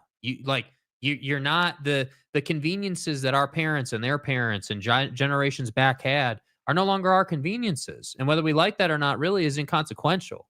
Like we have to change that. I really worry about where as men our priorities are. Because the other thing that I'll say is, and I've learned that I have 200 pairs of shoes, you guys. How many pairs of golf shoes does one guy need? I probably have 7 or 8. I'm telling you, if you're grinding and you are day trading or you are whatever your side hustle is, it's got to be with a purpose. It can't be to keep buying more shoes. So I don't buy shoes anymore. Right? It can't be to keep living. Your side hustle can't fund an extravagant lifestyle. No. Your side hustle, if you start with a 2 or a 3, that side hustle has to be to buy a house, to pay off debt, to... Yes. Because I don't think, you know, the funny thing is, like, and maybe I'm wrong. I mean, I don't have like a million friends or anything, but I don't feel like a lot of people my age are thinking about the fact that they don't have retirement. Like, you're sitting here, clock's ticking, dude. You're going to be 40 before you know it. Like, I'm not trying to be in that place, dude. I want to be in a different place. I want to be in a different damn tax bracket in 4 years. That's where I want to be. It's tough. We're going into I don't care what you think of our current administration. It doesn't matter. Because that's not going to change anything. Our current situation is it's going to get tougher before it gets easier. Yes. So your 401ks, if you happen to have one, that's not going to pay the bills anymore. Social Security is not going to be here. Medicare is not going to be here. You have to put yourself in a position where you have a 25-year roof and a Japanese shitbox sitting out front. That's why I always joke about that. We joke about that with each other because that's the position you have to be in. So when I look at this, should we be renting or buying? My bros, I'm telling you, you should be buying when you're ready. Side hustle, take that side hustle money and put it into a high earning interest savings account. Yeah, I'll be honest with you, dude. I don't even think for most people right now that's even a possibility. I think that's probably true. I think, I'll speak on myself, dude. I have some debt. Everyone's got some debt, that we're all working with. It ebbs and flows. It goes up, goes down. I mean, we all know how that game is played. And, I think that it's you have to come to a place where you're comfortable saying, okay, I got to make some decisions to insulate myself a little bit. I need to look at my life and I need to say, okay, where are the biggest red flags, the bombshells that could potentially go off? Like, just as an example off the top of my head. Hey, tomorrow my car could, blow up, or I could have some major repair that happens, or like, you guys know those things in your life that are red flags waiting to happen. And I'm telling you, you got to insulate yourself from those things. You got to make some tough decisions and say, okay, cool. Like, yeah, maybe I got to make a change and do this and do that and kind of move some things around, because ultimately what I'm telling you is you shouldn't even look at buying a house until you're debt free. No, and I think it's a big problem, and I just hope you guys understand it. Maury Alvarez, I'm literally driving Uber as my side hustle. Yeah. And there's nothing wrong with that. Sergeant Green, I'm following the same guy. It's fascinating. The guy that's sailing from Washington to Hawaii. It's fascinating. Roche, I worry renting is the point. Private equity owns everything, and they'd like to keep it that way, so they cozy up to power. Yeah, dude. but see, here's the thing, though, with that. Here's the thing. That's just a facade. That is happening, but ultimately it's still a facade because you can – there are other ways to do it. You don't have to just constantly do it the old-fashioned way. Like, I feel like people just forgot that – or maybe it's just not sexy anymore to say, yeah, dude, like, I'm going to do a side hustle. I'm going to keep my 9 to 5, build a side hustle that makes me $10,000 a month. I'm going to get out of debt, and then I'm going to put a plan together as to how we're going to buy a house and set up life. Like, you have to outwork the curve. Yeah. So if you feel like you can't afford rent or mortgage, work harder. And if you're not capable of working harder, that's a different conversation. But I think what what we can comfortably say, one of our advantages as younger people is we have more ways to make money now than ever. So you just have to learn. And that's what I think we don't want to do as people. We get so stuck on our phone and like just like the everyday, because it's hard right now, that we're like, oh man, what if I looked up like Amazon or Uber or any of the things we talked about today? But it's that saying that easy times make soft men. Yeah. Tough times make tough men. Like, yeah, it's one of those things that we have to really understand it. Wasikowski, life insurance sales on my days off at home, FedEx driver during the week. Great. A lot of people are into it. And I give you credit for doing that. The Big Lubbock, oil better not plummet. Texas Tech has more portal targets to buy. $58. $58. A barrel is not ideal. It's not ideal. Losing wells every day and rigs every day is not ideal.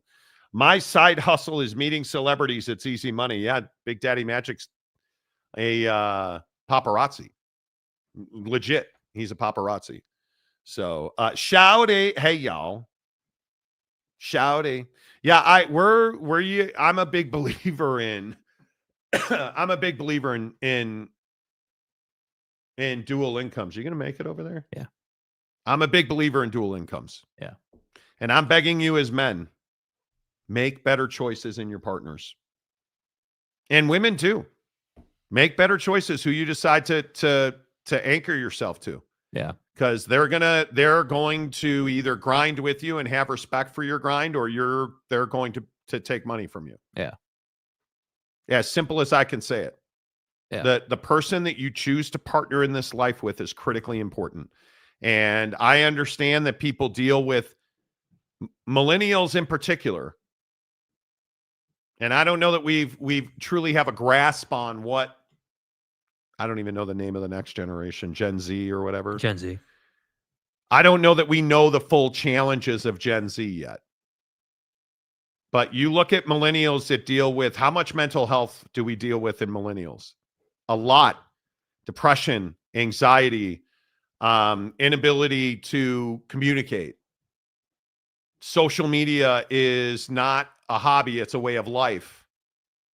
Comparison, the thief of joy, like people's success is my failure, like that mindset. And then you top on, hey, I want 3% mortgage rate. Well, too bad. You're going to get 6.75 if you do a 30-year fix today. Which isn't bad. That's the problem. Like, that's it's not bad. The problem is it's 6.5% on a $500,000 loan on what should be a $400,000 house. That's the problem. And it's everybody, not to rail on this. Yeah. But it's everybody, well, I'm going to buy a new car because my friend got a new car. Yeah. So that's just, I think it's a huge mistake. Joey B, Monty, Jake, any conclave music as the show ends tonight? Nah. Where are we at on the conclave, by the way? Is on my radar is anybody at all. excited about choosing a new pope? No. Wasikowski, we millennials grew up in the last half of the 80s boom, 90s, 2010s. Gen Z is screwed. I don't think we know, Eric. I don't know that we know the direction or path that Gen Z is going to have to navigate yet. Yeah. Right. I think the next 2 years is really important. The next 2 years is really, really important. Yeah. Because we're going to get a look at where the economy goes, where do jobs go. I think if the tariffs remain in place, jobs are going to be threatened. Yeah. If the tariff, because China is such an important piece of the pie in the American economy. And the tariffs aren't going to fix that, which is the biggest issue. But when you look at what we're dealing with the supply chain issues, you already have Walmart putting out a bulletin about their shelves being, now they're seeing empty shelves now because these freighters are coming over and they're half empty. Yeah. Because there is a large swath of manufacturing in China who doesn't want their products to sit on shelves in America and sit in warehouses and sit in ports and not sell. They can't afford that. And so you're looking at now where, like, you look at Amazon, you look at all of the Chinese manufacturers that dominated Amazon, they're being crippled right now. Even with the tariff pullback a little bit, they're being crippled, and it is slowing the global economy. And yes, Vietnam, India have stepped in there, and India is very interesting right now. But you look at e-commerce through Target, Walmart, certainly Amazon, eBay. You look at where all the e-commerce giants are, dude. It is a very difficult place to be in the world. And if you are, the thing that I think you have to remember, the Chinese are willing to let their people starve to death. Yeah.